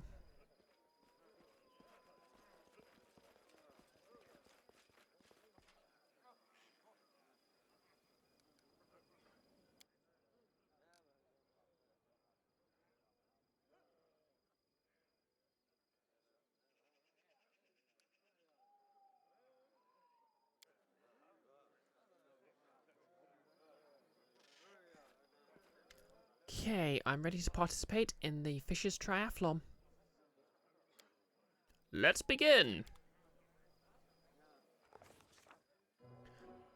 Trumpets sounded over the area announcing the commencement of the Fishers Triathlon. We're to distinguish ourselves in three sports, if you could call them such. You be the judge, dear reader. The first round was fish carrying, if you can believe it. They built narrow bridges over the pits of mud and placed barrows on either end, one side filled with fish and the other side empty. The goal was to get all the fish from one side to the other, barehanded, without falling into the mud. I'm sure this is just what you imagined for a roll tournament.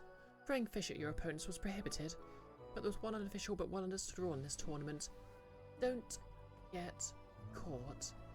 We had to decide which of us would participate, as well as how fair we wanted to play. Stealth, which I can pass easy. We decided to cheat by discreetly throwing fish at our opponents. Yes.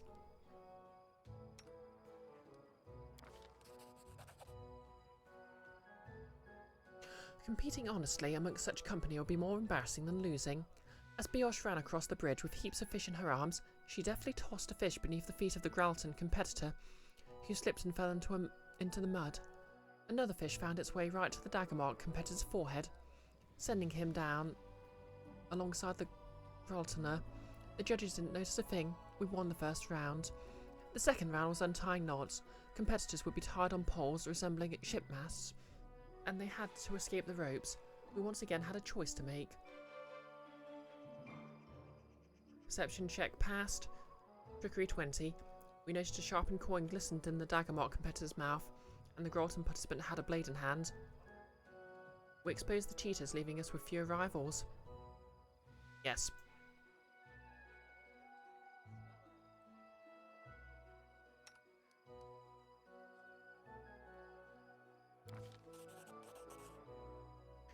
The judges escorted the cheaters out of the area, the crowd laughing and whistling all the while.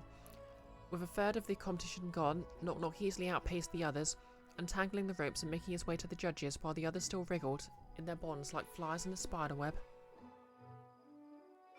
We'd won 2 out of 3 rounds. We seemed to have our victory in the bag, but with the rivals we were dealing with, there was no time to relax. The last round of the tournament was diving for river pearls. Huge tubs were filled with muzzles in the river water, and some empty jars had been placed on a sets of scales. We had to open the mussels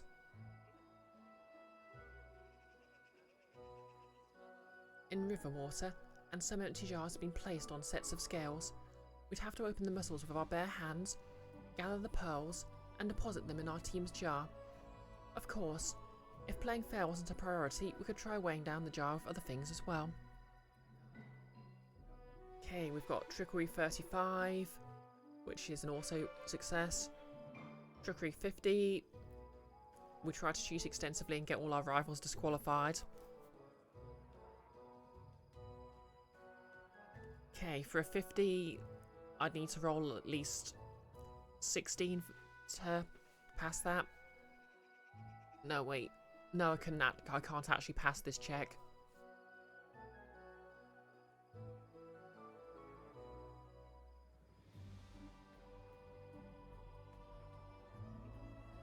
Okay, Trickery it is.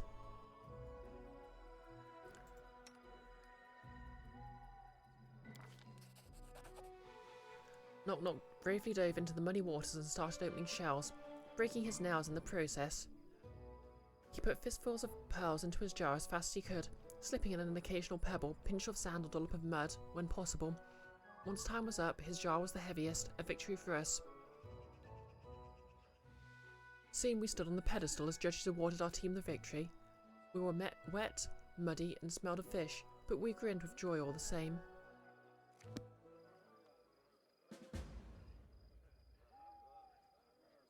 Wow, that was fun. We're at 3 hours. So I'm gonna call it here, because literally melting, need to change into pajamas. Can't really do that on stream with violating Twitch's terms of service.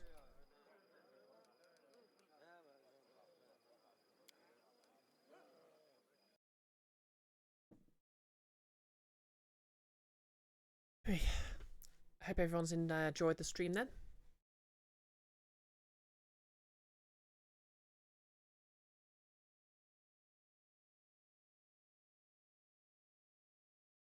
I'll be back on Wednesday as usual with more of Pathfinder Kingmaker. Other than that, Thursday I'm going to be on. Well, I'll possibly be streaming the end of Lena's Inception, depending on how it goes. And then I'll be on Nick's channel in the evening to GM another Blades in the Dark session. And Friday it's going to be Guild of Icons again. And it's going to be another grounded-centric session, because the other rogue can't make it. Well, the other rogue's player can't make it. So the session she was going to have has been postponed. Wait, no. Actually, no, I was wrong there. Iris is going to be there. But basically...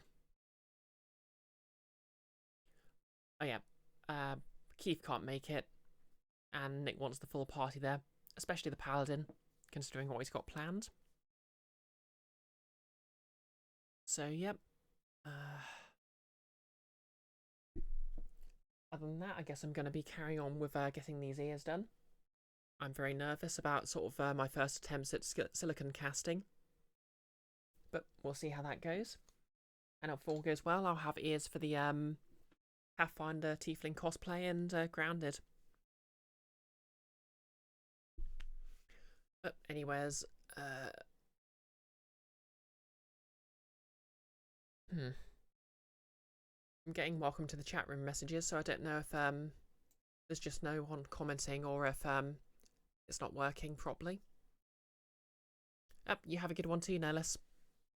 I think we'll raid 8-Bit Goggles, because he and Enfys, two of my favourite Chaos Gremlins, are streaming more, looks like they're actually streaming Sonic Free AIR.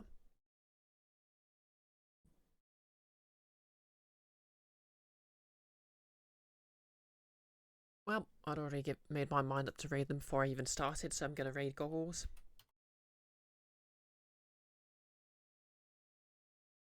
Hopefully Wednesday will be cool enough I can start cosplaying again. But either way, I'll see you all then. And well, I think I've said my piece, so have a lovely evening. I hope this is a good start to your week, and we're going to raid. And if you're watching on YouTube, like, comment, and subscribe. I'll just put the URL for my YouTube channel in the chat if you want to see any of my VODs. And my phone if you want to send me snacks or drinks. Cold drinks would be very nice in this weather. And yep, we're going to raid in 3, 2, 1, let's go.